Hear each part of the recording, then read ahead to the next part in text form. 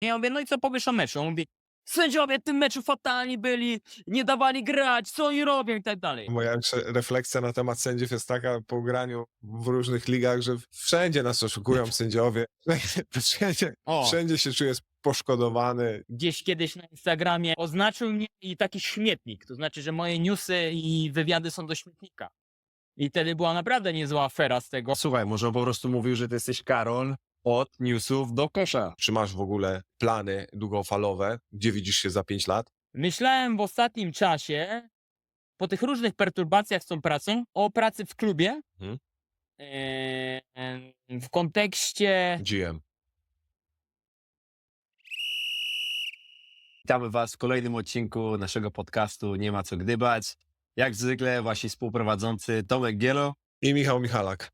I dzisiaj mamy naszego pierwszego gościa, osobę bardzo dobrze znaną, świetnie znaną w środowisku koszykarskim. Polski Adrian Wojnarowski, polski Szams, tak zwany hashtag CharlesInfo, Karol Wasiek, witamy. Cześć, dzięki za zaproszenie. Nie ukrywam, że czuję się wyróżniony. Pierwszy gość, kurczę, fajnie, dzięki, bardzo fajnie, dziękuję. Karol, co właśnie pomyślałeś sobie, jak zadzwoniłem do ciebie, zaprosić cię do naszego pierwszego odcinka? Powiem ci, że jak do mnie napisałeś, czy możemy się na kola zgłosić, czy tam porozmawiać, to mówię, Michał, chyba w jakiejś korporacji zacząłeś pracować. Oficjalne zaproszenie wystosowałem. Aczkolwiek, powiem ci szczerze, taki kamyczek może małych do ogródka Anwilu Wosowych, ale Anwil trochę jest tak zorganizowany korporacyjnie. Przysiągnąłem tym. Więc mówię, tak, właśnie, więc dobre, ale to są dobre wzorce, więc oczywiście mówiąc na poważnie, to są dobre wzorce. Czy byłem zaskoczony? Tak, ale to jest super inicjatywa. Ucieszyłem się, że zawodnicy też mają świadomość taką, że media, kreowanie różnych tematów, przede wszystkim rozmowa, dyskusja, czego uważam w polskiej koszykówce bardzo brakuje.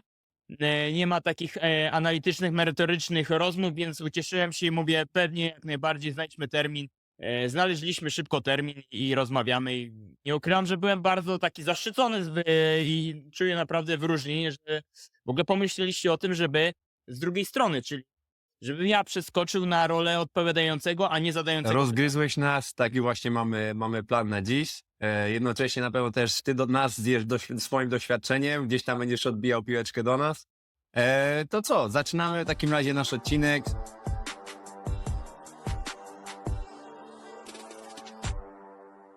Zacznijmy może, Karol, od samego początku. Jesteś dziennikarzem sportowym, jednocześnie specjalizujesz się, jesteś najbardziej znany z tego, ze swoich newsów, insiderskich info ze świata koszykówki. Jesteś tym dziennikarzem sportowym już dobrych kilkanaście lat.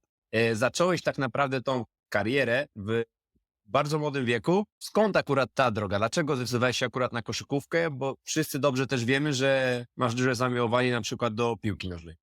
Zgadza się, Tomek. Ja w ogóle przez 5 lat grałem w piłkę nożną, byłem zawodnikiem Lechii Gdańsk, bo nie ukrywam, że sport od dziecka jest w moich żyłach. Rodzice czy dziadkowie zaszczepili we mnie taką miłość do sportu. Jako piłkarz, no powiedzmy sobie szczerze, że to była przygoda, ale to była super przygoda, bo nauczyłem się dużo takich cech, które teraz są mi niezbędne w tej pracy dziennikarza, czyli chociażby taka determinacja, zaangażowanie, poświęcenie. Uważam, to są ważne cechy jako dziennikarz, ale wracając do tego sportu. Rezygnuję ze sportu, idę w stronę nauki, ale nie ukrywam, że no cały czas interesuję się koszykówką. Wiecie, że w Sopocie był wielki prokom, to jakbym mogłem oglądać tutaj wielkie postaci, choć Jagodnik, Wrankowicz, Górowicz i tak dalej, więc ta miłość u mnie kiełkuje, no ale jestem obok, tak? Jestem kibicem i zdaje się, że na studiach, albo przed studiami, albo jakoś na pierwszym roku, już nie pamiętam, ale wiem, że to jest rok 2009 i to jest ciekawostka. To jest, powiem wam, anegdota numer 1. Widzę takie ogłoszenie na portalu, on się nazywa koszykówka.net. Nie wiem, czy ten portal jeszcze jest, domyślam się, że już go nie ma. I słuchajcie, do pracy przyjmował mnie Paweł Łakomski. Paweł Łakomski przyjmuje mnie do pracy. Ja piszę takiego, wiecie, wstępniaka na zasadzie, czy ja w ogóle umiem pisać, bo ja wtedy w ogóle zaczynam studia socjologii, nie dziennikarstwa. Ja 3 lata studiowałem socjologię, później 2 lata zarządzania, ale zostajmy przy tej socjologii. Pamiętam, że jeden z wykładowców mówił coś takiego, że słuchajcie, ważne jest to, żeby jak najszybciej zacząć pracę, żeby budować swoje CV, ale przede wszystkim mieć poczucie, że praca jest bardzo istotna, tak, w życiu człowieka. No i ja sobie pomyślałem, to są mądre słowa, czas to wdrożyć w życie. No i gdzieś wpadłem przez przypadek na ten portal, no i zacząłem pisać. I Paweł Łakomski, pamiętam, pierwsze takie zadanie mi dał. Był mecz euroligowy Prokomu z Żalgirisem i tam pracował Dariusz Maskoliunas. I mówi tak, słuchaj Karol, pójdziesz na ten mecz, zrobisz wywiad z Dariusem Maskolionasem. Ja mówię, Jezu, jaki Dariusz Maskoliunas, przecież on kiedyś w Treflu grał, wielka postać. Ja taki zestresowany byłem. Udało się zrobić ten wywiad, udało się kolejne wywiady robić i tak dalej. Gdzieś budowałem swoją pozycję. Portal wtedy już tak zaczął troszeczkę jednak skręcać w dół, że on się zaczął kończyć, więc pomyślałem sobie, no Sasz, może gdzieś indziej pójść. I słuchajcie, anegdota numer 2. Idę na karaoke, bo zawsze w czwartki chodziłem na karaoke. Siadam sobie przy barze, tam wziąłem sobie drinka i spotykam takiego kolegę, który był w klasie hokejowej, bo ja chodziłem do szkoły sportowej i on mówi tak, słuchaj Karol, jest wakat na pozycji dziennikarza sportowego, koszykarskiego w Sportowych Faktach. Ja mówię, kurde, duży portal. No ale słuchaj, no nie odpowiem ci, bo zaraz idę śpiewać, tutaj drinka piję, no przecież nie dam odpowiedzi. Piosenka wam nie czeka. No dokładnie, ja zawsze kryzysową narzeczoną śpiewałem, Karol, to są hity. więc dokładnie. I oczywiście scena w Warszawie, nie wiem, Michał, Ja też sobie zaśpiewałbyś? śpiewam na rozgrzewce. Tak, czy to jest złego? Czy to jest złego? No nie wiem, no, czy To jest- w tym sezonie? Ta piosenka bardzo wpadła w ucho. Znaczy śpiewam na rozgrzewce w Warszawie grając. A, czyli już 2 razy w tym sezonie. Znaczy no jeden na Legii, no, bo to ona zawsze leci po prezentacji. Zgadza się, pięknie. Ostatnio byłem w Warszawie, to naprawdę jest takie, no, to może tak zapaść w pamięci, jak tak kibice zaczynają a cappella, to śpiewać coś pięknego, bardzo mi się to podoba. Zwłaszcza na meczach piłkarskich, nie? I też, Oj, tak. no tak, faktycznie, to jest Oj. takie symboliczne. I słuchajcie, i wróćmy na drugi dzień, wracam do domu i mówię, to jest dobry pomysł. Więc kontaktuję się z tym szefem działu koszykówka na Sportowych Faktach i w ten sam dzień praktycznie tam dogadujemy warunki, no ale to są warunki na zasadzie, wiecie, no typowa podstawa, tak żeby zacząć pracę i budować kontakty. I słuchajcie, z kim robię pierwszą rozmowę na Sportowych Faktach? Z Tomaszem Kwiatkowskim, z którym, czyli w dniu nagrywania tego naszego odcinka rozmawiam, więc to jest zawsze Wow. klamra dziś w życiu, że jest Tomasz Kwiatkowski przez 15 lat i wiecie, co jest najpiękniejsze w tej wszystkim? Że my po 15 latach z Tomaszem Kwiatkowskim nieraz była krytyka Trefla, tak, tych wszystkich transferów nieudanych, słabych czasów Trefla i tak dalej. Po 15 latach możemy przyjść, spotkać się w biurze, napić się kawy, porozmawiać o przyszłości, o błędach w Eurocupie i tak dalej. Więc uważam, że to jest właśnie super, że po 15 latach, czy Michała, czy Tomka, z nami rozmawiamy, uśmiechamy się, nikt do nikogo nie ma pretensji, mimo że była ta krytyka, tak? No bo krytyka jest nieodłącznym elementem mojej Tak jest, pracy. zgadza się. Do tego jeszcze zahaczymy o te wszystkie tematy, bo świetnie, no po prostu już wiemy, że trafiliśmy na dobrego gościa, bo i anegdoty i wszystkie te tematy, o które potem będziemy cię chcieli dopytywać. Ale wróćmy jeszcze właśnie do tych twoich początków, bo też gdzieś było tak chyba, że troszeczkę twoje początki pracy jako ten dziennikarz sportowy, to też były mniej więcej okres tych pierwszych lat Michała właśnie w Treflu Sopot. Ja pamiętam, jak przyszedłem w 2012 roku, zawsze Karol, odwiedzałeś nas na hali stulecia i miałeś charakterystyczną zieloną kurtkę taką pikowaną i po której wielu obcokrajowców cię rozpoznawało. Ale to były te takie początki, gdzie w sumie ja wchodziłem w seniorską koszykówkę i też no, byliśmy relatywnie młodzi jeszcze wtedy, nie? Tak wspólnie zaczynaliśmy gdzieś w tym samym środowisku i to w sumie tak jak z Tomaszem Kwiatkowskim ta historia zatacza koło i dalej jesteśmy tym razem. I w sumie też... Żeby Tak? tam wystreflu, więc no klamra jest No zawsze, to- Michał, więc wiesz, tak. ty uważaj. Tak, to koło, historia kołem się toczy, czy fortuna, czy to jakkolwiek te frazesy, a jest tylko ciekawe, wtedy był trenerem Jean Tabak, to była jego pierwsza przygoda w Treflu, prawda, w 2012 roku.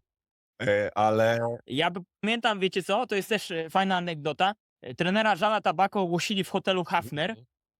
No to było naprawdę wydarzenie, bo to jednak były mistrz NBA, tak, wielka postać i dosłownie, i tak, i w przenośni.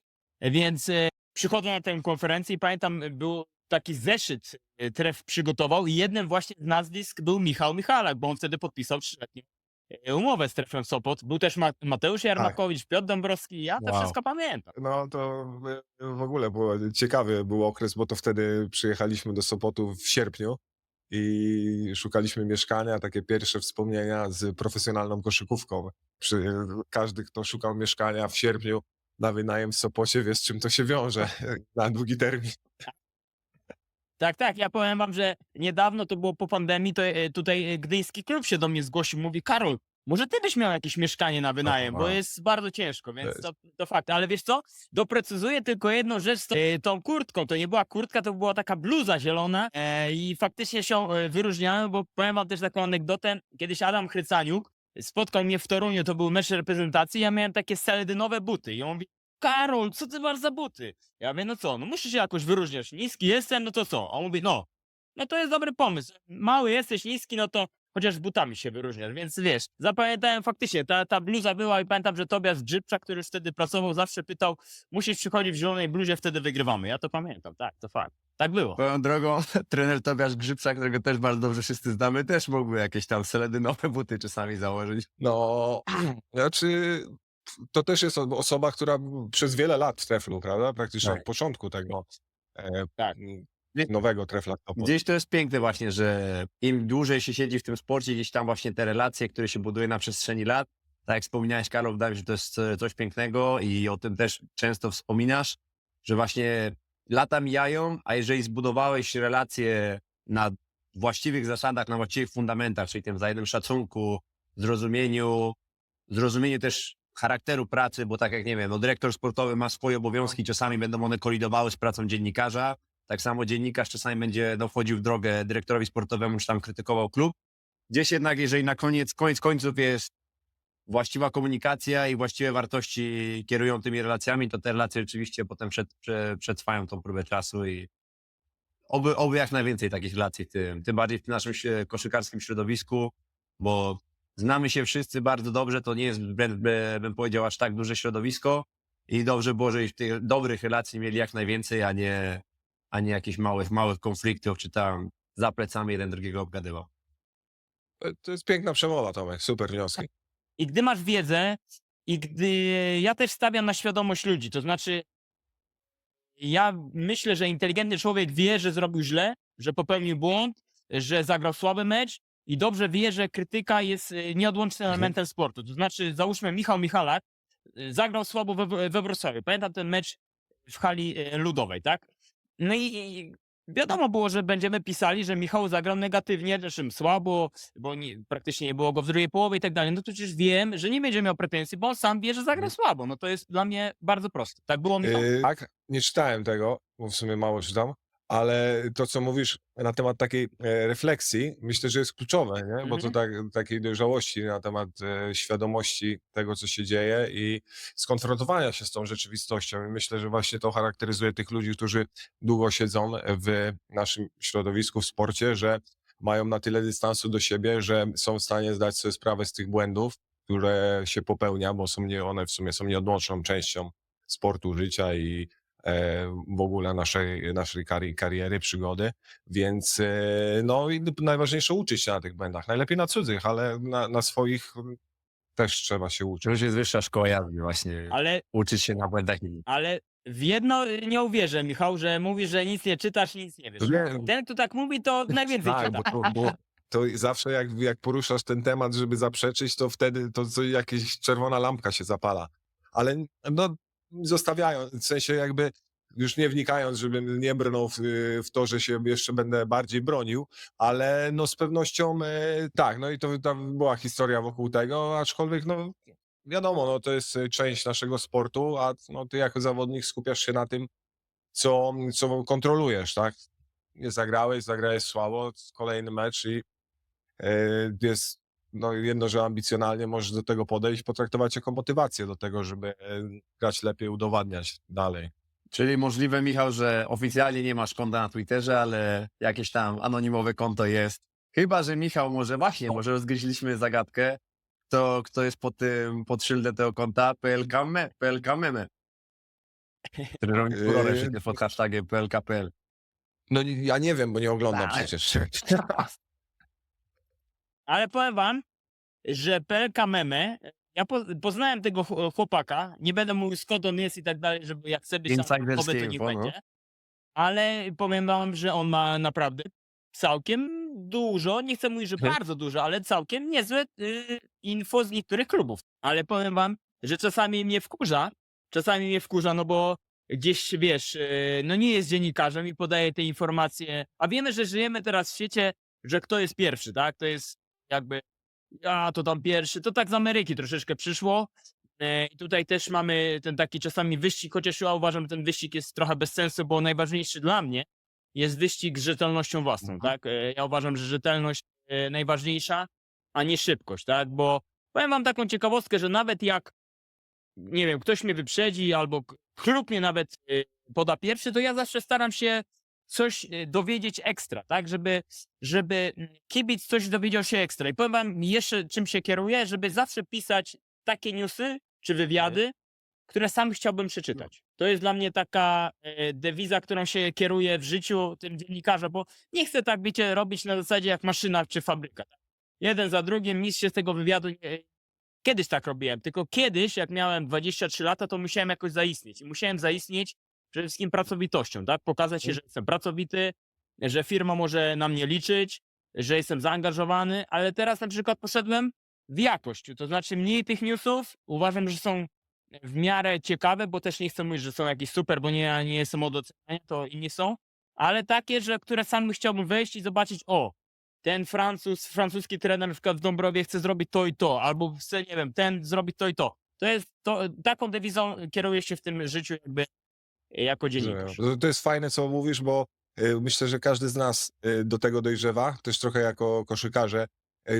Wiadomo, jak jesteś młody, dużo pracujesz, nie zawsze mądrze, a z biegiem czasu zdajesz sobie sprawę, jak ważne są te takie meczowe powtórzenia, te rzuty na pełnej prędkości, że nie musisz ich oddać aż tyle, ale żebyś oddał je takie, jak oddajesz w meczu. No, ale to też ma to, co w sumie rozmawialiśmy, że no na początku musisz się wykazać, tak? I każdy jakby aspirując do jakiegoś tam, jakiejś roli, musisz pokazać swoją przydatność i też w sumie dzięki temu się uczysz, popełniając te błędy. Gdzieś tam nawet tak jak u młodych zawodników to widać.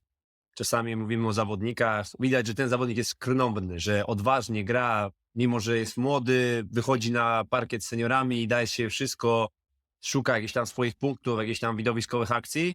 No i oczywiście czasami jest to ból głowy dla trenera, ale jest to na pewno jakaś taktyka, żeby się wybić na tle rówieśników, na tle gdzieś tam właśnie no z tego stada, wybić się z tego stada i pokazać swoją wyjątkowość i że trener powinien na ciebie więcej stawiać. Przejdźmy w takim razie naturalnie do kolejnego etapu, do drugiej kwarty, bo nasza druga kwarta, chcemy się dowiedzieć więcej na temat samej twojej pracy, właśnie tego pracy dziennikarza sportowego specjalizującego się w koszykówce. Weszliśmy na opis twojego profilu na portalu z krainy NBA. Tam głównie większość twoich wiadomości czy artykułów się pojawia. Najczęściej pojawiają się jakieś te najszybsze newsy się pojawiają na Twitterze, potem gdzieś są linki do artykułów i ten portal z krainy NBA się przejawia. I tam na twoim profilu znajdujemy informację napisaną przez ciebie. Pracy kieruję się 2 zasadami. Szacunkiem i zrozumieniem. I teraz moje pytanie do ciebie, bo to jest bardzo fajne i też nawiązuje do tego, o czym wspominałeś wcześniej, o tym budowaniu relacji, ale jest to coś, z czym od początku wszedłeś do tego zawodu, czy coś, czego nauczyłeś się na przestrzeni lat, będąc już kilkanaście lat dziennikarzem sportowym? U mnie było tak samo. Na początku byłem troszeczkę taki, że próbowałem za wszelką cenę działać. Oczywiście w ramach jakiejś tam linii, no bo gdyby nie było tej linii, to już wtedy bym odpadł, tak? Wtedy ludzie by wiedzieli, że nie ma sensu z nim rozmawiać, chociaż powiem wam, nie chcę tam wymieniać nazwisk, bo to tam nie ma sensu, ale byli tacy koszykarze, którzy ostrzegali drugich, żeby ze mną na przykład nie rozmawiać. I to było na początku. I ja sobie też tam gdzieś przewartościowałem pewne rzeczy, myślałem sobie, jak to zrobić, żeby być i rzetelnym, i ciekawym, ale też z szacunkiem i z takim zrozumieniem do drugiej strony. I powiem wam, że najważniejsze jest to, żeby jednak też szacunek zachować. To znaczy, jak rozmawiasz z klubem, na przykład ty masz jakąś informację, na przykład, nie wiem, o, Tomek Gielo podpisze kontrakt strefy. No, już budujemy rumorcy na najważniejszy sezonu. Tak jest. Ja tu na przykład wiem, tak? Załóżmy, wiem to od twojego agenta. No i teraz co się dzieje? Ja najczęściej robię to tak, żeby klub wiedział, że ja takie coś wypuszczam, żeby nie byli zaskoczeni. A kiedyś robiłem coś takiego, że wiedziałem, że na przykład pamiętam kiedyś był taki zawodnik Brandon Young w Treflu Sopot i ja to puściłem, bo mi agent powiedział i ja to napisałem. Oczywiście to była prawda, tak? Tylko że nie ma sensu tak naprawdę na dłuższą metę zaskakiwać kogoś, klubu, tam zawodnika. To na dłuższą metę moim zdaniem nie zadziała, to jest krótka meta. To znaczy trzeba najlepiej rozmawiać. I nawet w tych trudnych tematach trzeba po prostu rozmawiać i powiedzieć, słuchajcie, ja to napiszę i gdzieś działać. Na przykład tego nie wypuścić, to wypuścić, żeby mimo wszystko była to jakaś wzajemna interakcja. Tak? To nie jest tak, że w tym wszystkim interesie dziennikarstwa to ja jestem tu najważniejszy, ja tu rozdaję. Ja jestem tylko jednym z trybików w maszynie ekosystemu środowiska. Tak? Oczywiście uważam, że ważne, bo uważam, że media są ważne i kreowanie wizerunku przez zawodników w mediach też jest bardzo istotne. Ja wiem, że niektórzy zawodnicy, chociażby tak jak Michał, nie lubię zbytnio udzielać wywiadów. No i ja o tym wiem, ja to szanuję. Ja nigdy Michała na przykład nie zmuszam, ale na przykład mamy taką, powiedzmy, umowę taką niepisaną, że na przykład jeden wywiad taki dłuższy, coś ciekawego Michał odpowie, usiądziemy, porozmawiamy.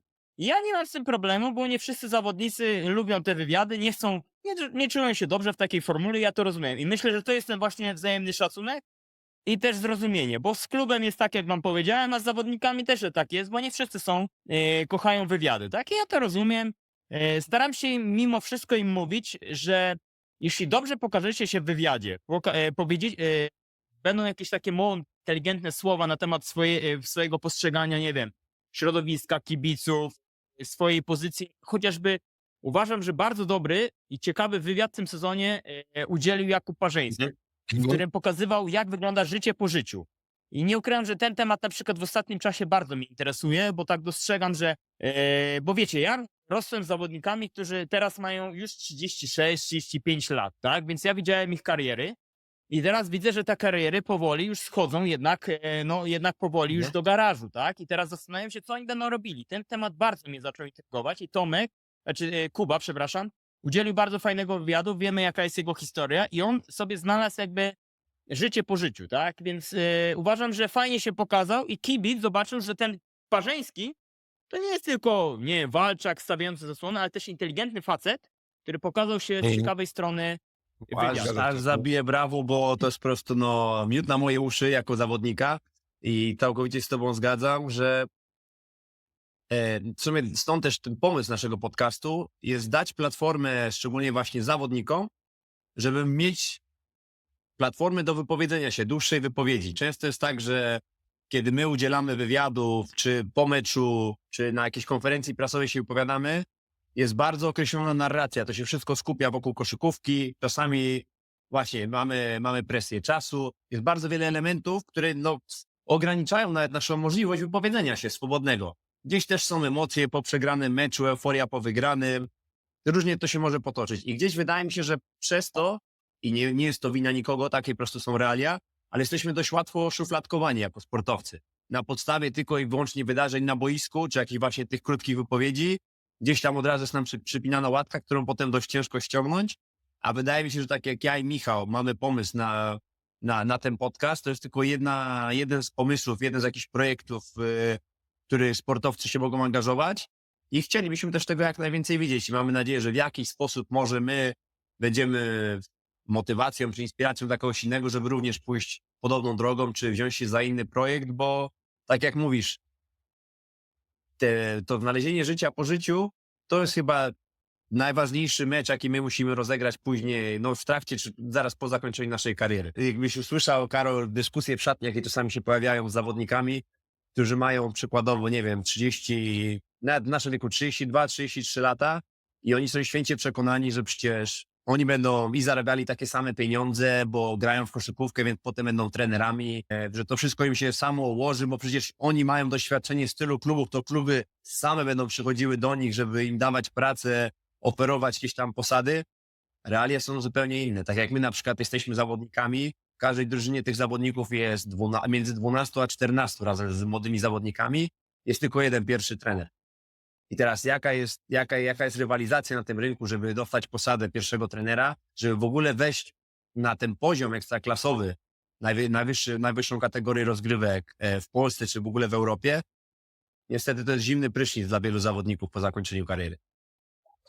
No to, co Karol też mówiłeś na temat Parzyka, że bo on też w tym wywiadzie trochę się otworzył. Jego historia jest bardzo ciężka z punktu widzenia sportowca, bo długa przerwa i powrót po bardzo długiej przerwie, więc też z mojej perspektywy wydaje mi się, że o wielu rzeczach nie rozmawia się jedno, że w wywiadach, ale że też między sobą, jakby my w środowisku też nie rozmawiamy, może coraz bardziej otwieramy się na różne tematy takie pozasportowe. To jest po części naszym celem, my też mamy różne swoje przemyślenia, ale właśnie fakt tego, żeby mieć świadomość, że to nasze życie zawodowe, jedno, że jest krótkie, wykorzystujesz je na maksa, ale też ta perspektywa szersza tego, że jeszcze przed tobą jest drugie tyle w życiu, w którym fajnie by było mieć jakiś cel, dążyć do czegoś, a nie zakładać, że będę leżał na kanapie i nic nie robił. Dwie takie ciekawostki, bo ty, Tomek, poruszyłeś ciekawy wątek tych wywiadów pomeczowych. Ja kiedyś byłem znany z tego, że ich robiłem no mnóstwo i powiem wam, że miałem kiedyś nawet nieprzyjemności z tego powodu, bo był kiedyś, pamiętam, mecz Czarny Sub z AZS-em Koszalin i w zespole z Koszalina grał taki zawodnik Odet Bradwijn. I wtedy była historia, no ciekawa, może teraz z perspektywy czasu tak powiedzieć. Dlaczego? Ten Bradwijn w tym wywiadzie, pamiętam, że on w tej hali Gryfia taki niepocieszony stoi i mówi: a to nie wiem, co w tym zespole mam robić, jaka jest moja rola, trener nie umie wykorzystać. I słuchajcie, ja to puściłem bez autoryzacji, no ale oczywiście jakby no wszystko się zgadzało, tak? To, co on powiedział, to ja to przelałem na papier no i to poszło, tak? Na drugi dzień. No i co się dzieje? Idę do fryzjera, bo pamiętam, że szedłem wtedy na piechotę do fryzjera. Dzwoni Marcin Kozak, z którym miałem bardzo dobre relacje. Marcin Kozak to jest były prezes AZS-u Koszalin. I on mówi: Karol, kurde, jest afera. Ja mówię: a co się dzieje, prezesie? No jest afera, musimy chyba zwolnić Bradwijna i teraz będziesz musiał nam użyczyć dźwięku tego wywiadu, żebyśmy porównali ten wywiad pisany i jakby z dźwiękiem. No ja mówię: no nie. No i faktycznie został zwolniony od Bradwijn z powodu tego wywiadu, nie? Więc to była jedna nauczka, żeby, tak jak mówicie, po meczu jest bardzo dużo emocji. Bardzo dużo emocji, a ja nie chcę grać na waszych emocjach. To na zasadzie, ja będę miał super materiał, a ten Gielo to się skompromituje. No co mi to da? To jest i to jest zawsze, mówię młodym dziennikarzom, to jest na krótką metę takie działanie. To już jest wyższy poziom, bo wiesz, nie każdy tak myśli, niektórzy szukają tej sensacji, a też no to jest jedno, że zawodnik nie powinien się tak, jakby powinien mieć wyobraźni trochę, ale no fakt faktem, że no to też jest doświadczenie, które zebrałeś, nie? Dzięki temu jesteś... Ale powiem wam więcej, niedawno mecz Trefla z Anwilem. Michał, grasz w tym meczu, grasz w ogóle fantastycznie, tutaj duże słowa uznania.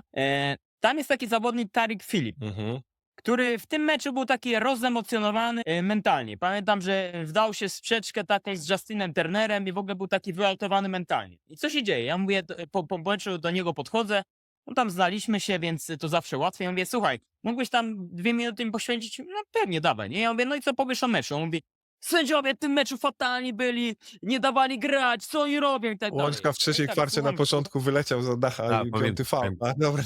I słuchaj, i ja sobie myślę tak, mówię: Karol, przekalkuluj to. No. Jak ty to puścisz, to będą problemy. To znaczy, on dostanie karę. Ja nawet go zapytałem, mówię: słuchaj, na pewno chcesz to powiedzieć? To tak, puszczaj to. Ale ja mówię: i słuchajcie, jakby to wyglądało. Ja to puszczam, sędzia dyscyplinarny od razu się tym zajmuje, on dostaje karę. Klub też jest niepocieszony, bo to zaraz afera, a tak naprawdę ja nie lubię gadki o tych sędziach, tak, no bo słuchajcie, do kosza nie trafiają sędziowie. Bronić też nie, wiadomo, popełnia błędu, ale nie wiem, ty, Michał, popełniasz błędy, Tomek popełnia błędy, ja popełniam błędy, każdy popełnia błędy. Nie ma nieomylnych w tym zawodzie, więc ja mówię: po co, nie będę tego puszczał i finalnie tego nie puściłem, ale to tak się zgadzam z tobą, Michał, to jest kwestia gdzieś doświadczenia, tak, że po prostu trzeba sobie przekalkulować, że to nie jest sprint, a to jest maraton. Moja refleksja na temat sędziów jest taka po graniu w różnych ligach, że wszędzie nas oszukują sędziowie. Wszędzie się czujesz poszkodowany i to nie ma znaczenia, gdzie grasz, to zawsze jest, znaczy nie, no się śmieję, to jakby żaden zarzut do sędziów, bo mam duży szacunek do zawodu, ale jakby refleksja jest taka, że koniec końców to, no, to nie ma znaczenia, że to jest w twoich rękach, a nie wina sędziów. Chęć, żebyśmy stworzyli z sędziami, właśnie wymienić Tak, się no na pewno. poglądami, jak Właśnie. sędzia widzi zawodników w trakcie meczu, a co widzimy my jako zawodnicy. Może jakiś taki właśnie zdrowy dialog tutaj pomoże od stroną. To mam kandydata numer 1, który moim zdaniem zgodziłby się na taką rozmowę i to jest sędzia mega doświadczony, O, Wojciech jak Liszka. najbardziej. Zapraszamy z otwartymi ramionami tutaj. Tak, powiem wam, że po finale Igrzysk Olimpijskich, w którym pan Wojciech Liszka sędziuje, normalnie zgodził się na rozmowę i powiem wam, jak to wyglądało pod względem takiego wypracowania modelu tego wywiadu, jakby autoryzacji, to powiem wam top, więc naprawdę, jeśli możecie, udostępnię wam kontakt, rozmawiajcie, bo to byłoby fajne, bo uważam, że fajna jest perspektywa, oczywiście nie musi po nazwiskach, ale jak on to widzi, czy on się przygotowuje do meczów, że ten, nie wiem, Michalak to robi tak, albo tak, albo tak. To jest naprawdę ciekawe. Wiemy, że nie? tak jest. Jestem pewny, że sędziowie mają taki sam scouting jak i my i tak samo oglądają obecnie mecze przed każdym spotkaniem, przygotowują się do niego tak jak my się przygotujemy do przeciwnika. Z drugiej Znaczy- strony, Michał, też wiesz, jak to jest wśród zawodników. To, że masz dostępny scouting, nie oznacza, że każdy zawodnik go ogląda. No to Oj, to jest, z drugiej O. strony. Znamy to. to widać, Znamy te to widać po liczby wyświetleń. liczbie wyświetlentów. No, to nie jest śmieszne. To Tak, nie no jest... takie są realia, ale to jak w każdym zawodzie. Okej, wracamy na właściwe tory, bo Karol, ty jesteś Tak. naszym gościem, nie chcemy marnować twojego czasu, a chcemy się naprawdę dzisiaj dużo więcej dowiedzieć. Ale powiem, że ja się bardzo dobrze bawię. Brakuje tylko, żebym sobie trochę winka polo, to naprawdę byłoby jeszcze lepiej. No, a jak ten podcast To- się dalej będzie rozwijał, będziemy mieli swoje studio, będziemy Tak. ciebie, nie wiem, czy jakiegokolwiek gościa zapraszali, opłacali wam przelot, żebyście tam do nas, gdzie my będziemy urzędowali i przylatywali. Obiecujemy wtedy butelkę wina. Powiem wam taką ciekawostkę, bo swego czasu miałem podcast z Pawłem Kątnikiem, on się nazywał Skazani na Tak. basket. I początkowo żeśmy rozmawiali we dwóch na temat sytuacji ligowej, ale później z racji tego, że Paweł pracuje w Radiu Gdańsk i ma świetne jakby te umiejętności takie techniczne, bo ja w tej kwestii technicznej to jestem noga, tak? Ja mogę merytorycznie tam rozmawiać albo próbować merytorycznie rozmawiać, ale pod względem technicznym to ja to jestem fatalny, więc zawsze cieszyłem, że mam Pawła u boku i on to świetnie nagrywa, później to tam modeluje i tak dalej. Ale powiem wam, że to, jakie żeśmy tam rozmowy zrobili właśnie na takim luzie, jak trener na przykład Miłoszewski opowiadał, że on teraz robi makaron ręcznie, jakiś sosik, albo Darek Wyka mówiący tam o jakichś rzeczach, że uczy Amerykanów tego czy tamtego, Łukasz Kolenda mówiący, że kocha Fame MMA. No naprawdę powiem wam, że zawodnicy, i to zawsze podkreślam, są naprawdę, warto z nimi rozmawiać, mają dużo do powiedzenia. Nie chodzi tylko, że idziemy w pick and rollach w prawo, w lewo, tam Tak. pick and pop. Nie, właśnie odchodzić od tego, bo to jest nudne. To znaczy nie ma to żadnej wartości dla mnie takiego czytelnika. Dla czytelnika jest istotne to, czy ten Miłoszewski, nie wiem, lubi to, czy tamto. Uważam, to jest ciekawsze, nie? I staram się właśnie w tę stronę iść z tymi I wywiadami. też jest często tak, że na przykład obraz, który widzimy w trakcie spotkania, czy trenera, czy zawodnika, nie do końca dokładnie opisuje, jaka ta osoba jest poza boiskiem. Bo często jest tak, dla tych, którzy naprawdę wrzeszczą, wydzierają się w trakcie spotkań, no po prostu serce rzeczywiście zostawiają na parkiecie i się wydzierają, a poza boiskiem to są naprawdę bardzo ciche, spokojne osoby, skromne.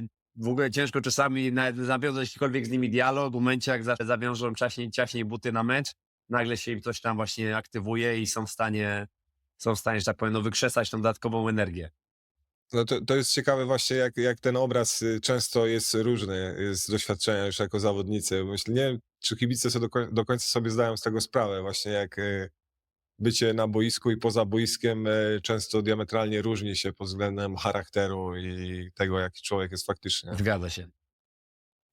Ale to ja też tak mam, że jestem aktywny bardzo sportowo, gram w kosza, w piłkę nożną i czasami jak się zachowuję na boisku, a później w życiu, to ja mówię, To jest ciekawy wątek, Karol, Jezus. możesz rozwinąć, bo jesteś aktywnym uczestnikiem 3LK, Ligi Trójmiejskiej, bardzo dużo grasz w kosza. Może byś więcej opowiedział o twoim stylu gry, co ci charakteryzuje jako zawodnik. O kurde. Wiesz, Jeśli To jest dobre też pytanie, ale musimy wiesz uważać, co? żebyś scoutingu przeciwnikom nie robił. poczekaj, a dajcie chwilę. Dobra? Chwila. O, Michał, patrz. Pytałeś o Ligę Strzelca i zobacz, proszę bardzo. To jest medal, czy to jest puchar za drugie miejsce, więc coś tam do kosza Tak czasami jest. trafiłem. Ale nie, oczywiście pół żartem, pół serio. Powiem wam, to jest... Ja już nie gram w ligach. Grałem przez 10 lat w ligach z rzędu i to w 2. I w pewnym momencie powiedziałem sobie, że byłem takim gościem, który organizował drużynę. To znaczy szukał sponsorów, był takim trenerem, czyli robił Byłeś zmiany. generalnym menedżerem. Tak, ale też z trenerką, czyli trochę jak, nie wiem, w Kingu Szczecin. I trener Miłoszewski, który jest trenerem, szuka zawodników, podpisuje kontrakty, szuka sponsorów, robi wszystko, tak? Na dłuższą metę uważam, że jest to piekielnie trudne. Nie zazdroszczę trenerowi Mhm. Miłoszewskiemu, którego bardzo lubię i szanuję, ale do czego dążę? W pewnym momencie pomyślałem sobie, kurde, trochę już jest tego za dużo. Miałem też problemy z sędziami, to znaczy ja za bardzo byłem emocjonalny. Za dużo, zawsze chciałem powiedzieć 3 słowa za dużo. I powiem wam z wiekiem, mówię, kurde Karol, co ty robisz? Po co ty z tymi sędziami gadasz, że i tak nie wygrasz, a robisz tylko swój taki negatywny PR wokół swojej To osoby. dojrzała podstawa, Karol. No co? Ale wam powiem ciekawostkę, teraz sobie pomyślałem sobie. Słuchajcie, to jest hit. Gram kiedyś mecz w lidze, to jest liga środowiskowa. I sędziuje taki młody sędzia i pierwszy raz go widzę. Ja mówię, słuchaj, czemu ty tyle gwizdesz? Jakbym widział Trawickiego. Normalnie cały czas gwizdek, nie? I ja mówię po meczu, słuchaj, no normalnie nazywam cię Trawicki Junior. I słuchajcie, co się dzieje. Na 3. dzień po tym meczu idę do biura Trefla Sopot. I patrzę, ten chłopak jest. Ja mówię, co ty robisz? No ja pracuję w marketingu Trefla. I od tego czasu mówię na niego Trawicki Junior, nie? Więc oczywiście z szacunkiem do pana Tomka, no żeby nie było, ale no wiemy jaki Tak, styl ma. mój styl, Jaki ma o którym my Tomasz? wszyscy zawodnicy też się, że tak powiem, no, przekonujemy. Na pewno trzeba mu oddać Tak. to, że jest Ale z sędzią szacunkiem. euroligowym i tar szlaki, że tak powiem, dla polskich sędziów. Wyraz uznania, że nazwałeś go w ten sposób. Tak jest. Czyli miał jakiś styl. Dokładnie. To też jest ważne, żeby mieć Dokładnie. życie styl. Ale wracając i tylko podsumuję tę grę. Pomyślałem sobie, że dobrze jest wygrać ostatni mecz w sezonie. Zawsze to koszykarzom mówię, że warto wygrać ostatni mecz w sezonie. I wtedy pożegnać się. I powiedziałem sobie, to jest dobry moment, żeby odejść i przerzucić się tylko na gierki takie amatorskie. No i chodzę sobie tam, gram 4-5 razy w tygodniu w piłkę i w kosza, więc to jest dla mnie, wiecie co? I to zawsze mówię, super odskocznia od takiego życia codziennego. Wtedy 2 godziny telefon na bok i skoncentrujesz się, żeby wygrać, bo ja kocham wygrywać. Ja nienawidzę przegrywać. Jeszcze mimo, że mam już 35 lat, nie nauczyłem się przegrywać i to jest duży minus, ale kocham wygrywać. I tak samo jest trochę w życiu tym zawodowym. To znaczy ja lubię być pierwszy, oczywiście rzetelnie, tak? Coś dostarczy, bo to jest bardzo istotne, ale lubię być pierwszy, tak? Jakby to jest dla mnie istotne, żeby jednak porywalizować czy z kimś, czy z samym sobą, też samym sobą to w kontekście tej rzetelności. Uważam, że to jest bardzo A istotne. jeżeli chciałem teraz a propos tego, że powiedziałeś, że chciałeś być pierwszy, bo nie wiem, czy słyszałeś tę wypowiedź prezesa Krakowi, Mateusza Drożdża na temat w Biznes Klasie, w podcaście na temat dziennikarstwa w Polsce i chciałem do tego nawiązać z tego względu, że trochę rozmawialiśmy wcześniej, poruszaliśmy ten temat. Powiedział, że w Polsce nie ma dziennikarzy, są tylko informatorzy. I tak rzucam taką myśl, bo rozmawiamy o tym, że no, na Twitterze każdy może napisać, jest taka pogoń za tym, kto napisze pierwszy, a znów, czy takie są czasy, a też jak patrzymy na Stany, mówimy Shams Charania, Adrian Wojnarowski i tam jest, wiesz, TNT, Charles Barkley, Shaq, jest rozrywka i czy to nie o to w tym chodzi, bo oni to przynoszą, tam to jest jakby ta pogoń za tym, kto jest pierwszy, pojedynek pomiędzy nimi był na równi z tym, jakie trady odbywają się w NBA, a u nas, wiesz, taka osoba ze środowiska mówi o tym w bardzo negatywny sposób i wiesz, jakby deprecjonując pracę dziennikarzy, bądź mówiąc, że ich nie ma. Jakie są twoje przemyślenia na ten temat? Tak, trochę byłem zaskoczony tymi słowami, ale tam też chyba wątek był taki istotny, że Krakowia była na obozie w Turcji i tam jeden z serwisów chyba kamerował tam, jak zawodnicy jedli coś w trakcie posiłków, tak kamerowali, więc być może to też się nie spodobało. Ja się nie zgadzam z tymi słowami, bo uważam, że jest bardzo dużo dobrych dziennikarzy sportowych. Podzieliłbym może takich, wiesz, newsmenów, felietonistów, takich dziennikarzy telewizyjnych, bo to nie można wszystkich do jednego wora, tak? No bo jednak dziennikarz newsowy różni się od tego, który prowadzi wywiady, który prowadzi jest. studio, który robi wywiady, tak? No to nie jest to samo, więc nie zgadzam się z tym. Myślę, że to jest jakiś wyraz frustracji, bo pamiętajmy też o tym, że piłka generuje jednak znacznie większe zasięgi, jest znacznie większe zainteresowanie, więc tam jednak te newsy też mogą pewne rzeczy przeszkodzić, tak? Tam jest więcej agentów, oni też im zależy, żeby było jak najwięcej. U nas to troszeczkę, wiecie co, to się zmieniło przez lata, na przykład w kontekście agentów, bo zawsze niektórzy prezesi mówią, a tobie to wszyscy te agenci ci to mówią. A to w ogóle nie jest prawda. To w ogóle nie jest prawda, to częściej nawet sami zawodnicy się do mnie odzywają na zasadzie, Karol, podpisałem kontrakt. Na przykład latem był taki jeden koszykarz, którego bardzo szanuję, powiedział, Karol, zostałem zawodnikiem tego i tego klubu, zrób sobie co z tym uważasz, ale chciałem być jakby fair wobec ciebie, bo ty jesteś fair wobec mnie w trakcie na przykład sezonu, więc masz tu informacje, sobie korzystaj. To też nie jest tak z tymi agentami, bo jest taka narracja, że agent mówi, żeby Mhm, podnieść cenę. Ale no, ja na przykład nie dostaję takich telefonów na zasadzie, weź tam napisz, że nie wiem, Michalak ma 5 ofert tam z Turcji, 3 jeszcze tam z Grecji i nie będzie zarabiał w Anbilu kwotę X, tylko kwotę plus Mhm. 20%. Nie, to chyba tak nie działa.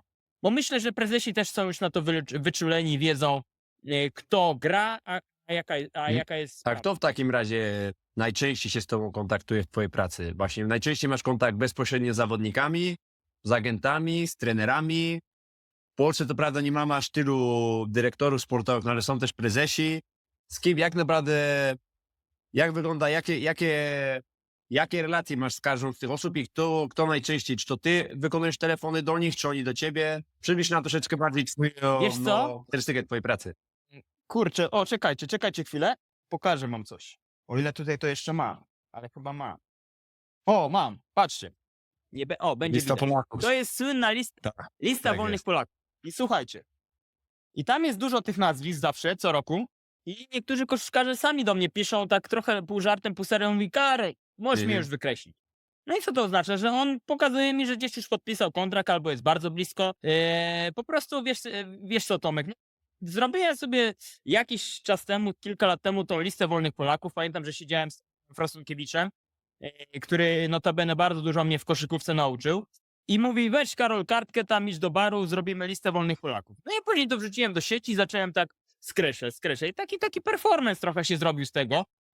Nie ukrywam, że bardzo mi się to podoba i ci zawodnicy sami się do mnie zgłaszają. Oczywiście, że agenci też do mnie piszą, bo to jest, wiesz, to jest barter. To znaczy, ja mówię mu, słuchaj, klub szuka tego i tego. Masz kogoś tam? Bo mnie na przykład klub pyta, tak? No bo to jest naturalne. No i ten agent mówi, słuchaj, ale na przykład ten X tam już podpisał tam gdzieś tam, nie wiem, w jakimś tam, nie wiem, klubie Y i możesz napisać. I ja wtedy do tego klubu Y piszę, że ja to wiem i żeby oni też wiedzieli, że ja to będę pisał, bo to mówię, nie jest tutaj istotne, że ja tu będę rozdawał karty, a wszyscy będą poszkodowani. Tomek, to jest, mówię, to jest działanie na krótką metę. Bardzo ważne jest, uważam, żebyśmy my w tym samym gronie spotkali się za 5 lat. Byłoby super. Gdybyśmy połączyli się w tym samym, albo nawet w tym studiu, o którym mówiłeś.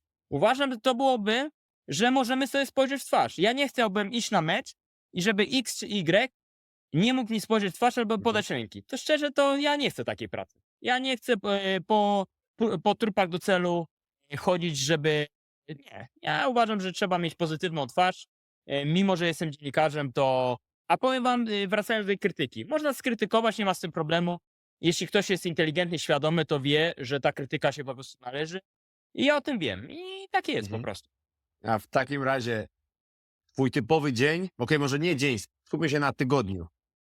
To jest po prostu dzień w Proszę. dzień, telefony, pisanie artykułów, jak tylko się pojawia informacja, pierwsze co, kończysz rozmowę przez telefon, pierwsze co otwierasz Twittera i już sobie robisz draft tweeta, jakiego chcesz wysłać, czy gdzieś tam masz jakąś inną formę pracy?